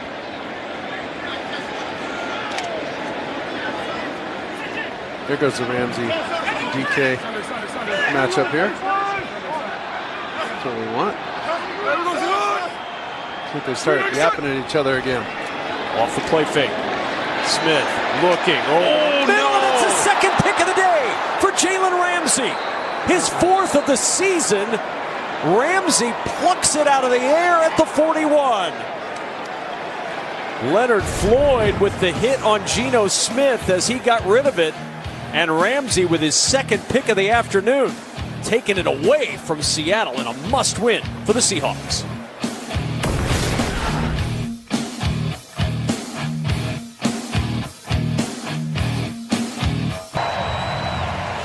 Well, here goes Geno Smith, a quick fake, and he's going to get outside. But watch, Derek Young is trying to pin Leonard Floyd inside, and you never want to set up here if you can avoid it. This right here, in between the hash and the numbers, as you creep towards the numbers, that's the dead man zone. He was expecting DK Metcalf to slow down in that zone and kind of mirror him and put a ball on him and slow him down. Right here, he's kind of waiting for him to slam on the brakes and reveal himself to the quarterback. But you see, he has to airmail that ball a little bit when he takes a huge hit from Leonard Floyd. And you see the frustration from Geno Smith. Just stay on the move, get outside of it. You might have a chance to run for a couple yards and live to see the next down. But just an unfortunate play, and he forced it. First time as a Ram, Jalen Ramsey has had 2 interceptions in the same game. Cam Akers picks his way to the edge to the 46-yard line, a pickup of 5. Last time he did it was with Jacksonville against the Steelers, November 18th of 2018. And Jalen Ramsey, who in the first meeting did not stop talking to DK Metcalf, and DK didn't stop talking to him. Oh, that was fun. This has been a quieting day. Jalen Ramsey has kept the Seahawks from chatting much with his performance this afternoon. Well, the first play of the game, Ramsey gets a interception, and the defense held him to a field goal. They really bailed out Geno Smith. Let's see if they can do it again. 2nd and 5 with a 46. Again, it's Akers with a hole. Akers trying to cut back, and he's caught by Cody Barton at the Seattle 44, but 10 yards and a first. There's that patented zone run for Akers. Boom. Did you see that collision on the edge? Oh, man. Oof. Woo. Oh, buddy. Hopkins got banged around a little bit. Higbee down on one knee on the sideline. Akers 1 yard away from his 3rd straight 100-yard day. He could be the first Ram to do it since Gurley in 2015. Baker Mayfield in trouble, and he's going to be sacked for the 5th time. 2nd today for Bruce Irvin, the 4th of the year.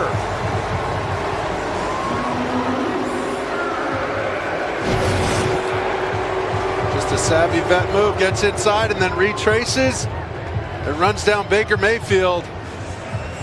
Bruce Irvin, plenty of gas in the tank. How many times have we seen him do that? Throw quarterbacks around like a rag doll. Oh, Baker tried to throw that ball. You see that? Yep. That would have been disaster. Seattle defense trying to turn him away again. 2nd and 17. Back of the Ram 49. Draw play to Akers. He's over 100 on the season, or on the day rather. 3rd straight game over 100 yards for Cam Akers. And that'll take us to the end of quarter number 3. Seattle has to win to keep their hopes alive. They trail by 3.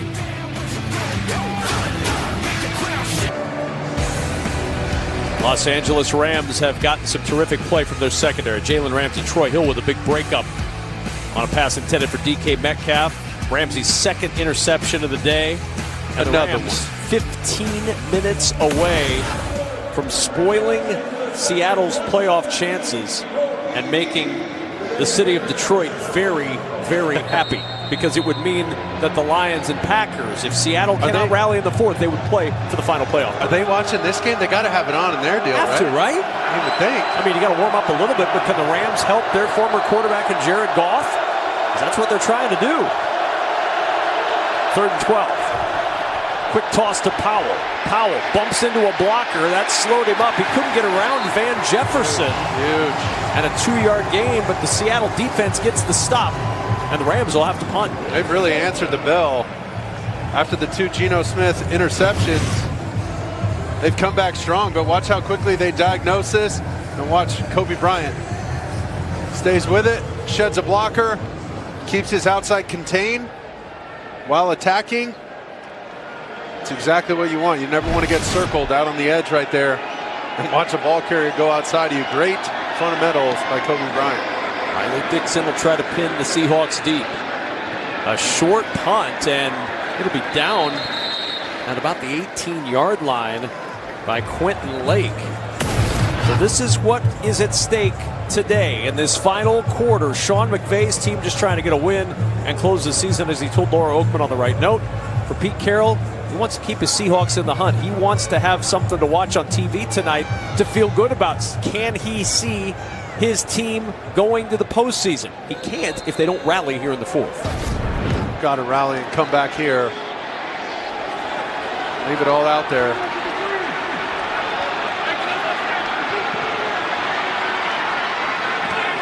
Pistol formation on first down at the 17-yard line. Look at how wide that stack is out to the bottom of the screen. They're just doing it to get numbers in the run game. Keep some players away. And then they get it. Look at just 6 guys in the box. They know they have the right numbers. Leonard Floyd makes a tackle, but not after a substantial gain. Kenneth Walker has gone over 1,000 yards rushing on the season with that carry. Second most ever by a rookie in Seattle.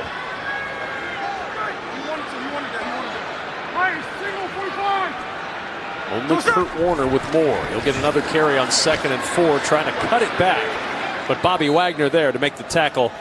Not much going on for Kenneth Walker.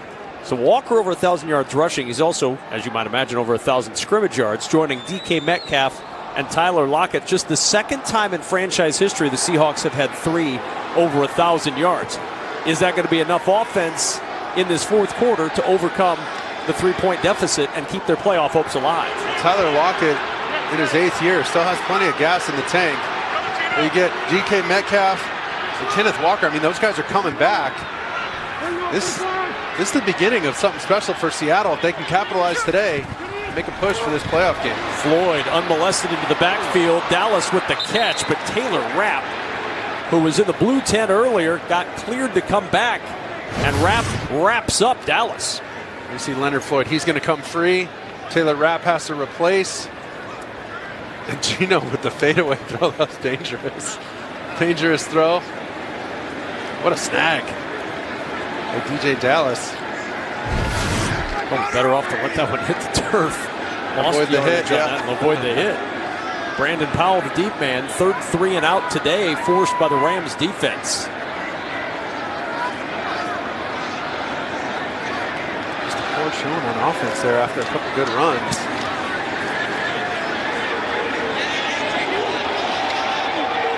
The 27, Powell gets across the 35 before he goes down. Decent field position for the Rams. Pike Place Market always hopping in Seattle. Quiet now as they try to will their Seahawks to a win. The NFL playoffs are here, and it all starts with Super Wildcard Weekend presented by Verizon. 12 teams, 6 games, 3 days, one epic weekend. The road to Super Bowl 57 starts here. Stay tuned after the games today for the announcement of the full schedule. And we welcome you back here to Seattle, Washington for Week 18. That's Mark Sanchez. I'm Kevin Kugler. It comes down to this fourth quarter, Mark. Seattle has to rally. They've got to get some offense generated. They're down 3. Yeah, I think the Rams and Raheem Morris, his defense, is doing an excellent job of pressuring Gino, and then his hot answer when they get the free runner. Somebody usually is peeking for him to give him a quick answer. They've covered that guy up and making him get to his 2nd and 3rd options, but they have no time. So shout out Raheem Morris for making it tough on Geno Smith. See if they lean on that run game again. Akers over 100 yards for the 3rd straight game, and he picks up 3 on first down. It's a luxury to have for the Rams, who didn't know what the future was for Cam Akers earlier and was gone from this team in the middle of the season, has come back, and now 3 straight games with 100 rushing yards, the first Ram since Todd Gurley in 2015. Well, that's exactly why they drafted him in the 2nd round. They love this kid out of Florida State, and he's really starting to come into his own against a linebacking core that's just been decimated by a huge injury last week in Jordan Brooks. Pressure again on Baker, and he has to throw this one away. Jefferson was the first to pop through, then Alexander Johnson joined the chase, and it's 3rd and 7. There's just a huge blow to this Seattle defense, and Coach Carroll talked about it, and he said, man, that's one of our best defenders, if not the best. Best athlete. Yeah, best athlete on the team. Now, you know, Cody Barton has kind of take his spot. Tanner Muse came in for a little bit. Seeing more Alexander Johnson late. Alexander Johnson, Tennessee Volunteer, getting in. Now they got Muse and Barton in the linebacker spots. 3rd and 7. Seahawks rush 4. Mayfield to the sideline. There's Van Jefferson, and a first down. Picks up 12. What a throw, and you see all this access he's getting from Woolen. That's why you get in these bunches and stacks. Look at how much space there is. He's just going to run the speed out. And Baker Mayfield, that's all timing. To your left, from the right hash, pushing that ball all the way outside. Great footwork and great trust by Baker Mayfield. He's got to cut that thing loose before Van Jefferson even turns and makes his break. Well, it's been a weird year for Baker Mayfield. There's no doubt about that. But he has developed some quick chemistry with Van Jefferson. He really has, and he's kept a clean slate with no interceptions. Akers stopped on a dime and a drop by Nwosu for a loss back near the 46 as we go downstairs to Laura. And this is a big deal right now as the Rams are trying to drive down this field right now. Tyne Secchi isn't in there.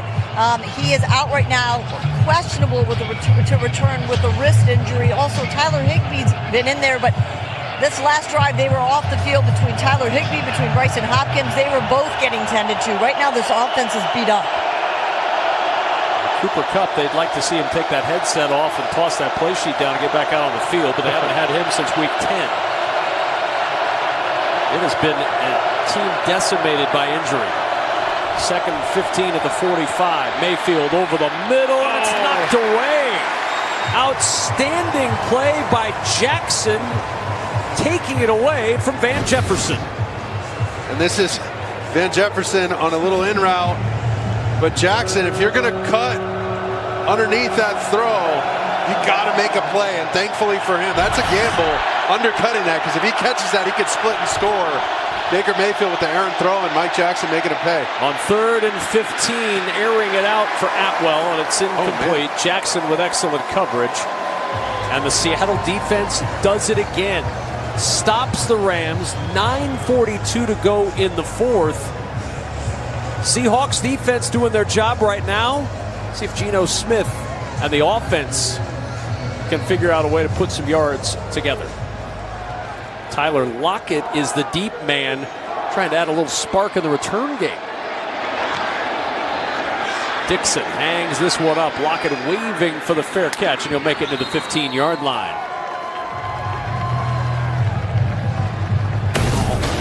Kept an eye on these two after last meeting between DK Metcalf and Jalen Ramsey. Today it's Jalen Ramsey who's gotten the better of that matchup. Well, the first one was play one out of the gate.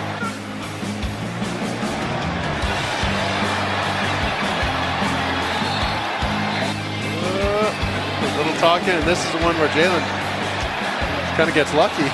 He would have got hit by the ball if he didn't see it. Jalen Ramsey having a heck of a day. He's headed out right now to cover DK Metcalf at the top of your screen. There they go. Both of them competing for the Bobby Wagner Bowl MVP. Wagner nearly got a sack during his bowl game. Fant, the receiving end of that toss from Geno Smith across the 20-yard line. He had 2 sacks, did Wagner, in the first meeting between these two teams. And a pick. And a pick. He's all over it. Over 1,300 tackles for Wagner in a Seahawk uniform. 6-time All-Pro. Goes down to Los Angeles and well over 100 tackles again this year. Smith, pressure coming, steps away, floats it. He had Lockett open, but he looked up and saw Jones in his face, and he just couldn't get enough on that throw to get it to Lockett. Well, Lockett, watch him stair-step this route over the ball to try and create some space between him and Troy Hill.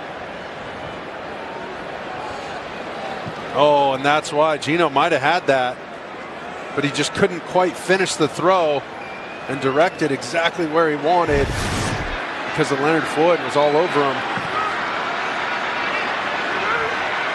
Giving a karate chop to the armpit. 1 for 7 on 3rd down today is Seattle. 3rd and 3. Smith throws incomplete. Lockett diving for it. Ramsey in the area. And it's 4th down again for Seattle, and the punt team coming out. Well, watch this. He's going to start outside, get back underneath, and expect DK Metcalf to try and rub one of those defenders. Geno just not getting a clean pocket, having to throw around defenders, having to move quite a bit. Just unsettled there all day. And it's been clean. He's been all right.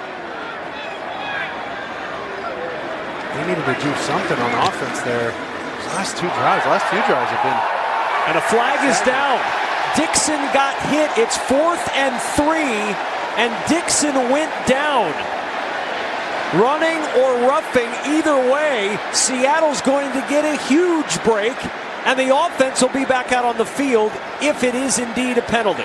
We just got kind of pushed into it. I don't know. There's a conversation here. We have not heard from Craig Rolstad yet. It was Jonah Williams who collides with Running Dixon. into the kicker. Defense, number 92. It's a 5-yard penalty. Automatic first down. Wow. I don't know. Dino is with us in our Fox studios in Los Angeles. What do you think of this call running into the kicker, Dean? Yeah, looking at it, he gets a clean landing space. He's got both feet on the ground. It didn't look like a lot of contact. You're only really going to look for roughing there if it's something significant or nothing. I like this as a nothing. And instead, it's a something. Oh, wow. And it gives Seattle a first down. That is a giant penalty. Can Geno Smith and this offense take advantage of the reprieve? Curhan, the big man, in motion. Smith off the play fake. Bootlegs to the right, going to run and not going to find any room. Lake shut the door on him on the edge in frustration for Geno.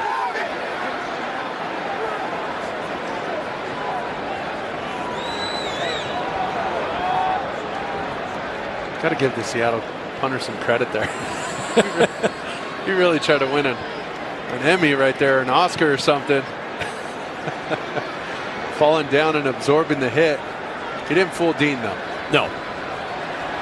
That counts as a sack for the Rams. It's their 6th sack today.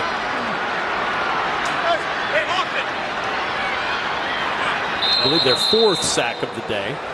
Seattle has 5. Seattle, a 30-second timeout.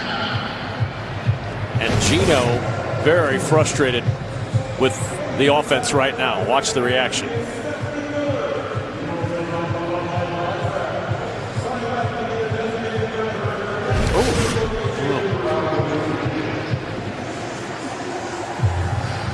Well, the stakes are high for Seattle. We've talked about it all day long. Seattle clinches a playoff berth with a win and a Lions winner tie tonight. The drive stayed alive with this penalty running into the kicker from Jonah Williams.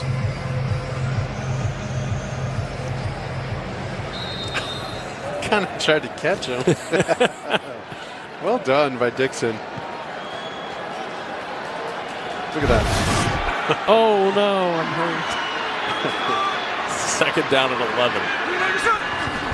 Reek Young, the motion man, off gun action. Smith, he's got his tight end. It's Parkinson, and Parkinson into Rams territory and down at the 43. We'll watch him just sneak past the backers right here and run a little sail route, a corner route. And well done. You see him, he knows nobody's near me, and he just kind of reveals himself to the quarterback. Slows down in the window, turns around, gives him his hands and his numbers. And here goes the tempo. You hear him yelling Ringo. They're sending the offensive line to block here. Smith to the sideline. That's Derek Young. His first career catch and a first down to the 31. We mentioned it earlier. They gave him the little fly sweep or the quick little toss out of the shotgun. He made something happen, made a guy miss, got positive yards, and there he goes. Well, that counts as his second catch because the fly sweep went as a catch. So now technically 2 catches for Young. First down and 10 at the 31. Smith finds Metcalf. Ramsey right there. Seattle to the 25 of the Rams, and there's that matchup again.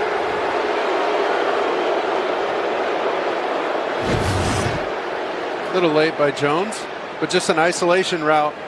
You have Metcalf all alone by himself, bunch opposite. Late by Jones. Crowd's watching Ernest Jones come in there, and everybody from Seattle's telling everybody to quiet down. All the players like, hey, we don't care, move on, let's go. Second down and 4, coming up on 6 minutes to play. It's Nick Bellore with the carry. And Bellore down close to the first down. His first carry since 2020. Sure hands. Nick Bellore, more of a special teams guy, but got a chance on offense. Almost got the first down. So now 3rd and 1. Remember, 3rd down has been a problem today for Seattle. They're 1 for 8 on 3rd. That's been the problem, but I would not be surprised to see a run right up the gut with Walker. He needs a yard for the first. Toss play to Walker. In trouble. Walker trying to find a crease, and he didn't get there. He is short of the first down. Oh, my. See, I didn't know why. They're trying to pin the guys on the edge and get him outside. So when he slowed down right here, and Mark, they're going to turn down the game-tying field goal try, and they're going to keep the offense on the field and go for it. They brought in 2 extra linemen, Forsyth and Curhan. Igwebuike in, replacing Walker. You're not going to see now a timeout. You're not going to see a toss right here. I was going to say they're going to slam it up in there. Timeout. Seattle. This is a 30-second. So this was the 3rd and short play. See, watch, he's going to hesitate right here before he starts to bounce it outside. Generally, you just want to get outside as fast as possible. You see, Parkinson was trying to pin the edge man inside Leonard Floyd, but he's kind of reading Bobby Wagner over the top, and Bobby was flying to out-leverage that thing, keep him inside. 11 of 20 is Seattle on 4th down. This would be almost a chip shot for Jason Myers, the Pro Bowl kicker. Do you like the call on to go for it here down 3? I think you got to. I mean, what else? You got to leave it out here on the field, but here's that pony personnel with the 2 halfbacks. See if they try and hand it inside or if they dare get Gino out on the run. Here they go. Big play. Walker to the edge. First down and more. Walker moving the chains to the 13. They fake the inside handoff, and watch Gino. This is the illusion they're trying to give. Fake the dive and then get Walker out on the edge. See how he reverses out. Doesn't even have to show the ball, but gives him a good, nice, easy toss. Gutsy call by Coach Carroll, leaving it all out there on the field. I mean, it's all for naught if you don't win this game, right? At least, you know, if he's having a watch party for the Detroit Lions, you got to win the game or else there's no watch party. First down and 10. 11th play of the drive coming up. A drive kept alive by running into the kicker. Smith, pressure comes. Smith on the run. Smith slides down inside the 5. A 9-yard scramble for Geno Smith.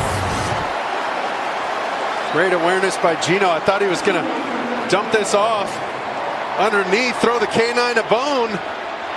He fakes it to him, gets a few more yards. It gets down before a big hit. Huge play. They got to get a first down here, just get a free set of downs and then take shots at the end zone. There's that first down and more. Walker driving himself inside the 3 to the 2. All right, first down and goal now for Seattle. We're coming up on 3 minutes to play in the 4th. This drive kept alive by a running into the kicker call that Dean Blandino did not like as a call. Yep. They keep this drive marching, and now 2 yards away from a go-ahead touchdown. I mean, this is huge. That's, you know, Kenneth Walker, he gets momentum as the game goes on, as you feed him a little more touches, and then he just comes alive. You see his legs churning on that last run. He's finishing downhill. See if they give him another shot at it. First and goal from the 2. It's Walker again, and Walker burrows to the 1. Nothing wrong with that. Just let it go to the warning. Well, they're not going to get the chance to do so because Sean McVay came sprinting down and called timeout. The first used by the Rams, trying to buy time for Baker Mayfield in case they need to rally. Exactly right. Smart play by McVay. Understanding the situation. Stopping the clock now while you got plenty of timeouts. Seattle, remember, they burned one of theirs earlier. Shouldn't need it here this tight. Seattle trying to win themselves into a position where, with a Lions win, they would be playoff bound. They have yet to fail this year on 1st and goal to go inside the 5. They're perfect in every opportunity this season. All 6 chances they've had, they have scored touchdowns. Here comes the big guys. There goes Ballore at fullback. See if they give him another touch. Just hand it to 9. Walker, the carry. Walker bouncing. Walker turning, and Ramsey saves the touchdown. I mean, he wants it, man. The Bobby Wagner Bowl means something to number 5. Watch this on the edge.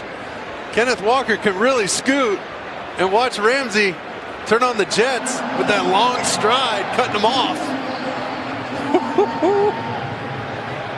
Well, now you got to imagine they got 2 downs, right? I mean, if they went for it earlier, might do it again. Who knows what Coach Carroll's got up his sleeve.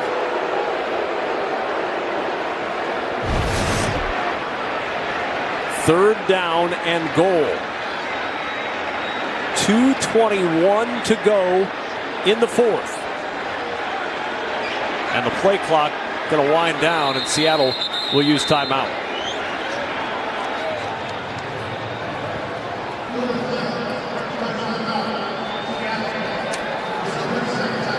So the penalty that was called that kept this drive alive. Jonah Williams called on 4th and 3 for running into the punter, Michael Dixon. That gave Seattle a second chance. And the Seahawks have, to this point, been able to take advantage of it. But now a 3rd and goal. Seattle out of timeouts. The ball inside the 2 for Geno Smith, Kenneth Walker, and the Seahawks offense. I mean, they have all the momentum right now. I think that's why they went for it earlier, Seattle that is, after that crucial play on special teams and the mishap for the Rams. They've taken full advantage, and Geno's been sharp on this drive. See if they get him on the move on this play, and then potentially slam it up in there on the 4th down if they don't get it. Plenty of options here, but shoot, don't make it an adventure, man. Just hand it off to 9, get some big guys in front. Oh no. 3rd down and goal. Smith gives it to Walker. He will not get there. Taylor Rapp went low and dropped him for a loss. It's 4th down, and the field goal unit coming on. And who else but Bobby Brown inside first, getting the push. Oh man, and he loses yards. I think if he would have got back to the line of scrimmage, potentially they'd go for it, but with all that momentum they had, now at the 4-yard line, losing a couple. So Myers coming on to try to tie it with a field goal after the Rams used their 2nd timeout. 2:23 to go in the 4th.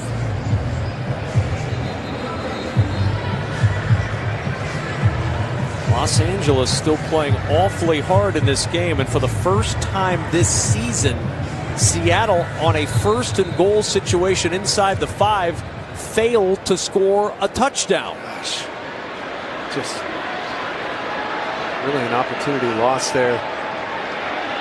Got to tie it up and put it all on the defense.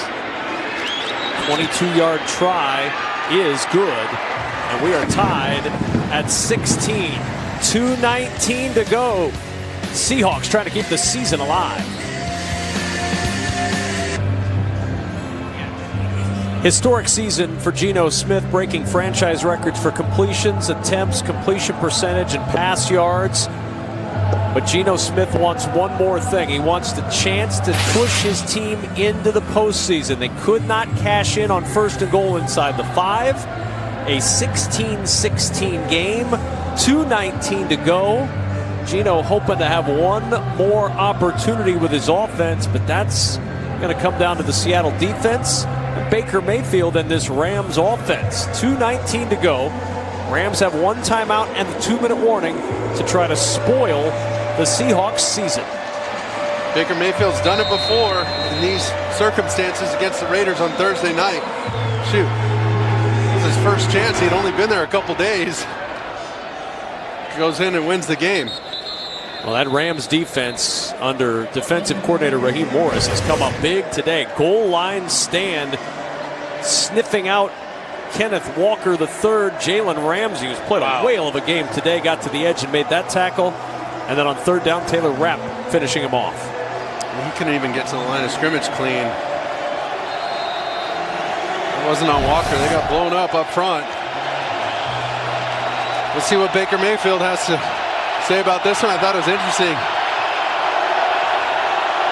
hearing him talk about that first game and that game-winning drive. Trying to engineer another one here. Starts with Akers, who gets a couple to the 27. Jackson on the tackle. And that will likely take us to the 2-minute warning.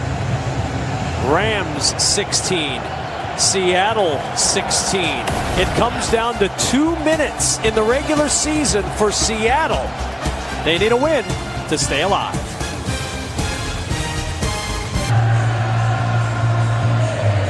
Well, if you're watching in Lambeau Field, hello. If you're watching in the state of Michigan, hello. A lot on the line for the Lions and Packers based on what happens here in Seattle, where the Seahawks and the Rams are tied at 16, and Pete Carroll wants his crowd involved, waving to get the 12th man active. You got to get everything going, whatever you can do, whatever you can muster up, because all the Rams need is a field goal right here. Baker's got to be smart, can't allow any negative plays. 2nd and 8 behind Van Jefferson, and it's third down. Just a miss.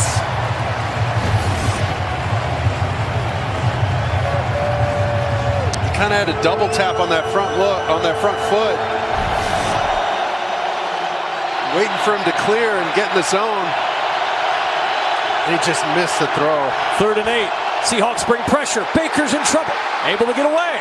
Mayfield on the run. Throws. It is caught by Atwell, short of the first down by 2 yards. Jackson on the tackle. Seattle, no timeouts. They cannot stop the clock. Shelby Harris with the pressure. Taylor in there with the pressure. No, he can't go for it here. They're bringing the punt team out. Riley Dixon and company making their way out onto the field. They're going to take their time. Use as much clock as you can. 2nd 3 and out. Pitched by the Seattle defense today. What a time for it. 4th and 2. Dixon will punt. Tyler Lockett, the deep man. Good punt by Dixon. It'll go over Lockett's head, and it's going to die and then trickle into the end zone for the touchback. Couldn't slow down. Too much momentum for Robert Rochelle. Oh, he couldn't slow down. Look at he's trying to. Got to hit the e-brake right there. Oh, he whiffed. Oh. And then look at that, just sneaks to the goal line. And Rochelle says no. And Sean McVay says no.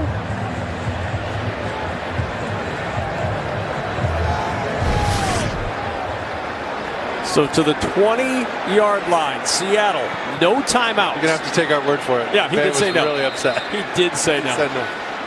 He was frozen with rage. Frozen. Okay, here we go. No timeouts. Give me some positive yards on this first one. A quick, easy completion. Myers' career long is 61. Yep. First one is to Cade Johnson, his first catch. And Johnson, the former Jackrabbit of South Dakota State, hops out to the 30 and gets a first down. He really has a skill set and body type, kind of like Tyler Lockett. Coach Carroll was raving about him this week. Smith going to step up and run, make a beeline for the sideline, switching will. Man. And Gino showing the speed, and then a big pop by Ramsey is a flag. Oh, DK, get out of there. He's got to get out of there. And the flop, did you see that? Shout out World Cup. That was a flop right there. Look at Ramsey trying to get the flag back. Oh, he's played an outstanding game today, but the flag may cost the Rams. Personal foul, unnecessary roughness. Oh, wow. Look at this whole montage right here. This is amazing.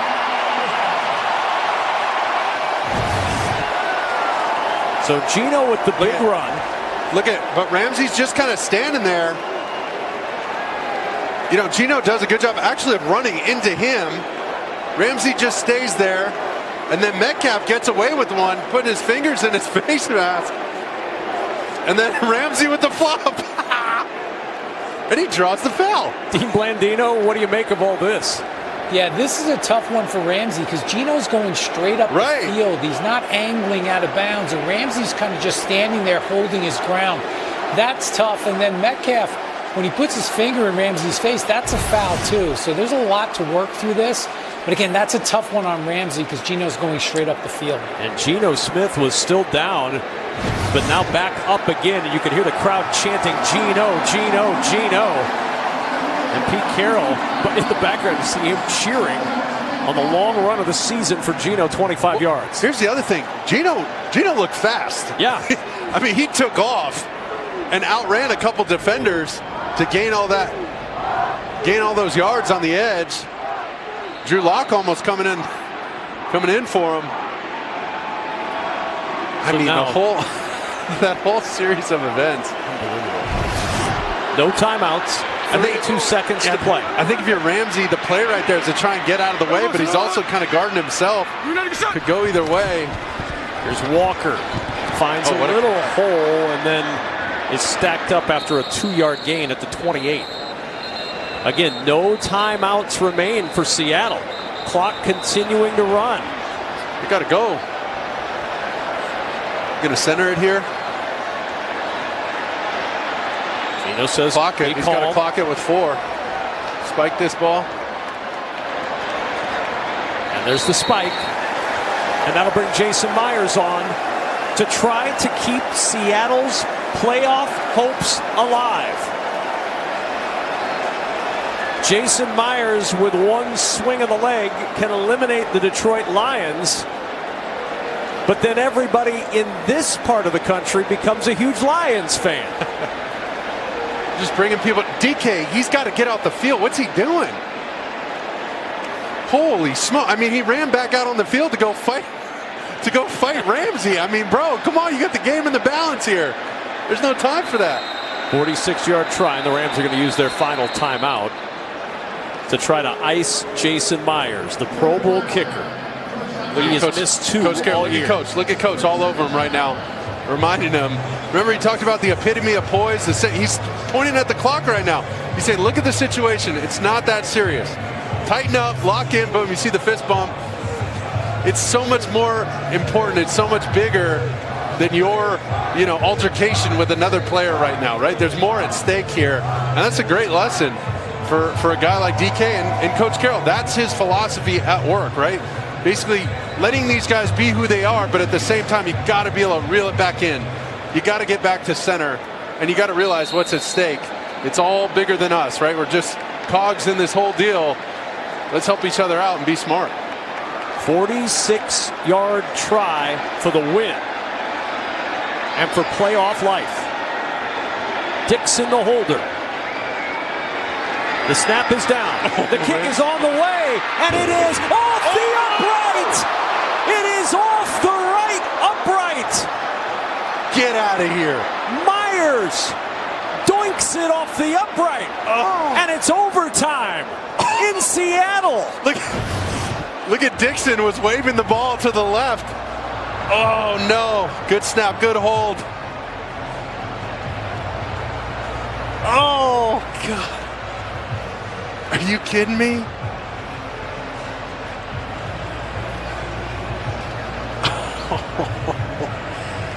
Just the 3rd miss of the year for Jason Myers. And Sean McVay and the Rams keep it going. Unbelievable.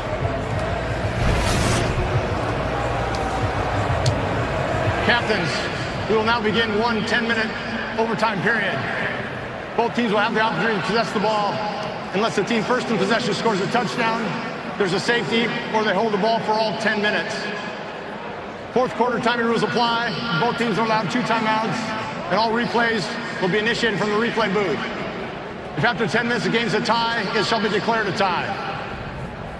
Los Angeles, the visiting team, the Seahawks head is the heads. The NFL shield is tails. What is your call? Tails is called. It is heads.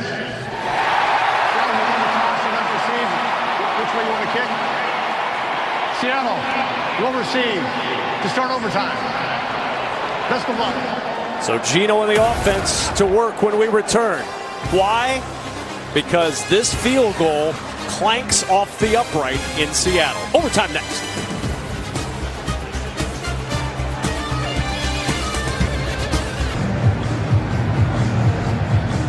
We welcome our audience who is watching Arizona, San Francisco with Mark Sanchez and Laura Oakman. I'm Kevin Kugler. We are going to overtime thanks to a field goal going off the upright by Jason Myers that would have won it for Seattle. Instead, it's overtime. Seattle won the toss. They'll take the football to start the OT and the kickoff through the end zone for a touchback.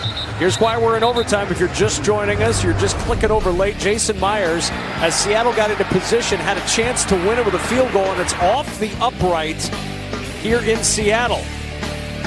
So Myers and the Seahawks, just the third miss of the year for Jason Myers.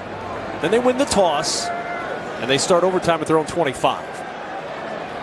That was a great drive by Geno Smith, mostly using his legs. That was the biggest play of the drive. Him on the scramble, and then the penalty by Ramsey with the hit out of bounds. Questionable call. Regardless, here we are. A little bonus football. And Walker up the middle for a couple. Might be worth keeping an eye on this drive, Mark, on DK Metcalf and Jalen Ramsey, because DK got a coaching point from Pete Carroll after the end of that last drive. You're exactly right. And these two guys lined up on each other almost all day long. Walker motioning out of the backfield on 2nd and 7. Looking for Metcalf. An errant toss. Ramsey's got 2 picks today. Well, it's just a little slant. There's the flat route. There's the slant right behind it. See, I'm still waiting on that double move. I know they tried it earlier.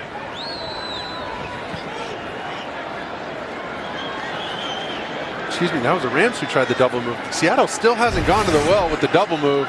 And Ramsey just, I mean, this is when you capitalize on guys' emotions, trying to jump those routes.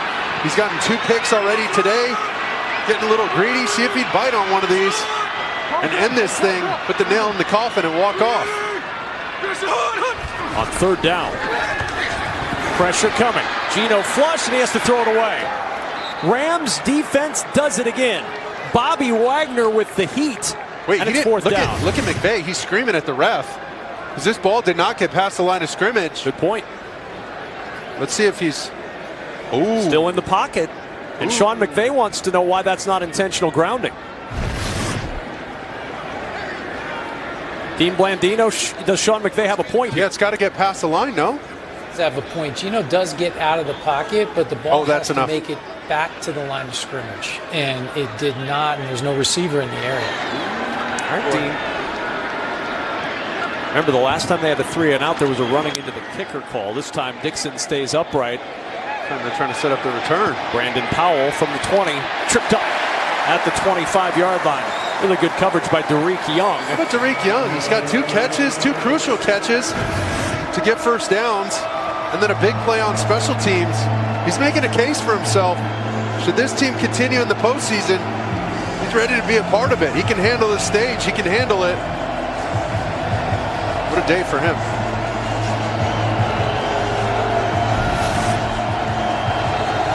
So now it's up to the Seattle defense.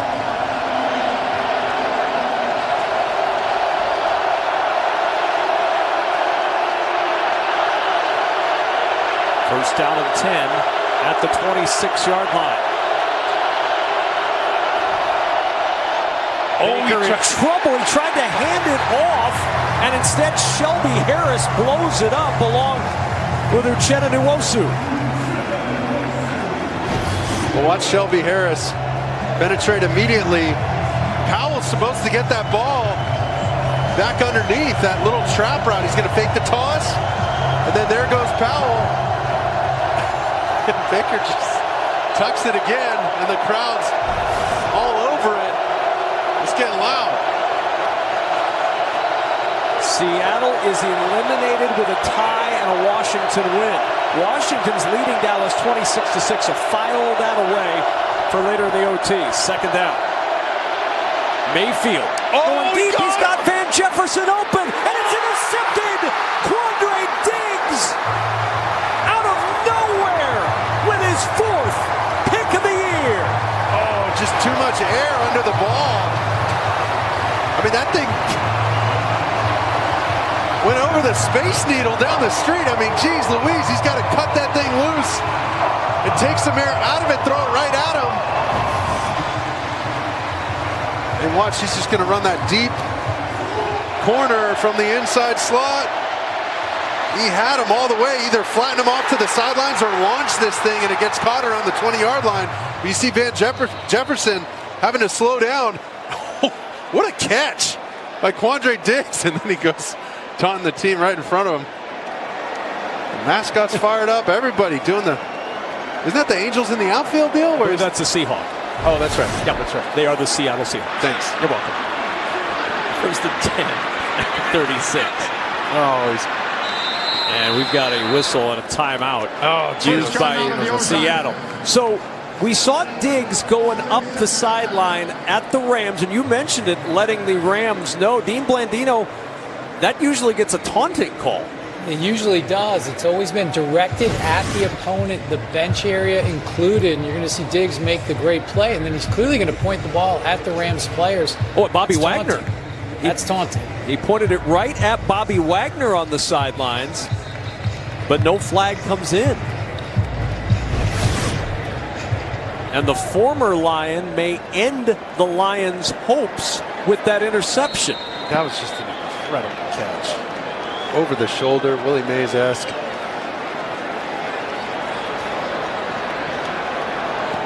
From the 36, first down.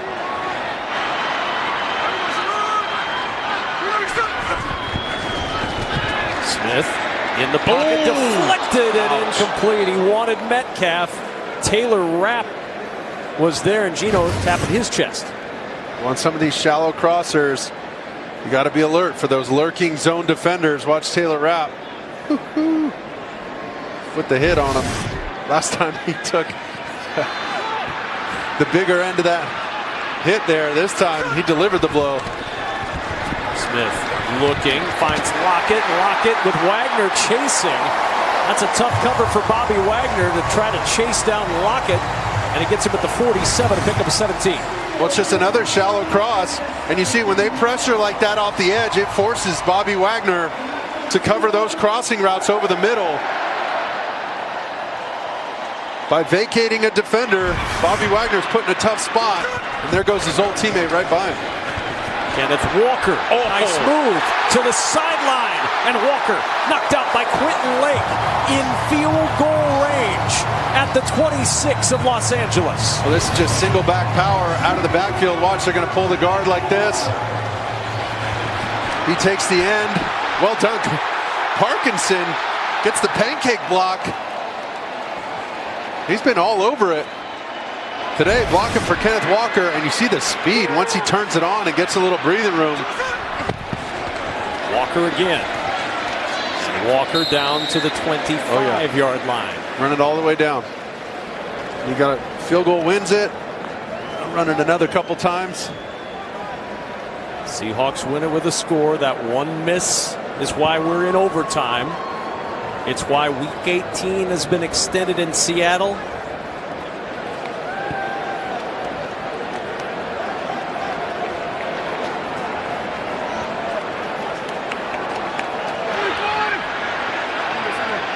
We welcome those of you who've been watching Washington defeat Dallas. Overtime in Seattle. 2nd and 8. Walker trying to get to the outside. A little hesitation, then lowers the shoulder into Troy Hill, close to a Seattle first down. Kenneth Walker almost had to walk off. The stakes couldn't be higher for Seattle. If they cannot win this game, they have no chance to go on in the postseason. A win here today eliminates Detroit, but then Seattle needs a Detroit win. If they tie, they're out. They got the first down. They're giving it to them. And it is a first down for Seattle. They're handing it again anyway. So Seattle needs to win to stay alive in the postseason hunt. Walker again. And Walker, not much there. Maybe a yard before Michael Hoyt can pull him down. Sean McVay's team has battled. His defense has been outstanding today. They have continued to fight, but Pete Carroll's Seattle Seahawks are in great position to win this game with any score. And then they wait. Let's see if they try and center it. Meaning Gino will just kind of move to his left, or they hand it off and exchange it to Walker. Give him a chance to put it exactly where Myers wants to kick from. Toss play, Walker. Walker will try to turn upfield and down at the 14-yard line. 2-yard gain, third down. And here comes Myers. They're not going to wait. He missed from 46 at the end of regulation. He'll run out now on third down to try to give Seattle hope that their season is extended. Sweet redemption. We'll see.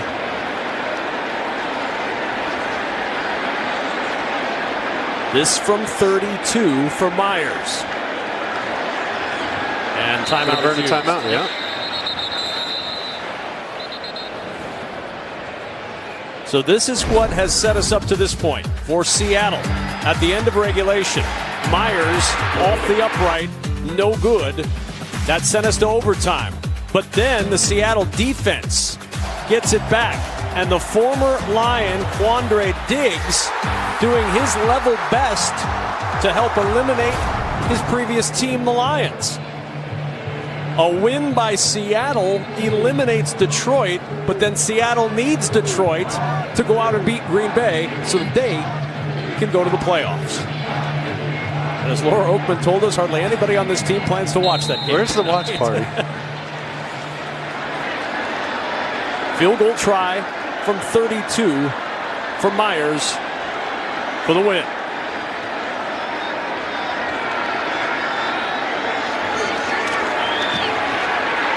And hope springs eternal in Seattle. A 1916 overtime win keeps Seattle very much alive for the playoffs. What a sequence there towards the end. But Kenneth Walker, what a day for him. 29 carries for 115.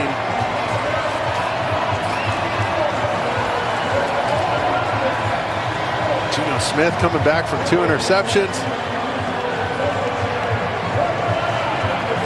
And Jason Myers got a second chance. And the walk-off winner in overtime for Myers keeps Seattle alive. Lions are eliminated. And now Seattle wants nothing more than for the Lions to win tonight. Sean McVay didn't love what he saw. Graham's season is over. Seattle's is not. We'll be back in a moment.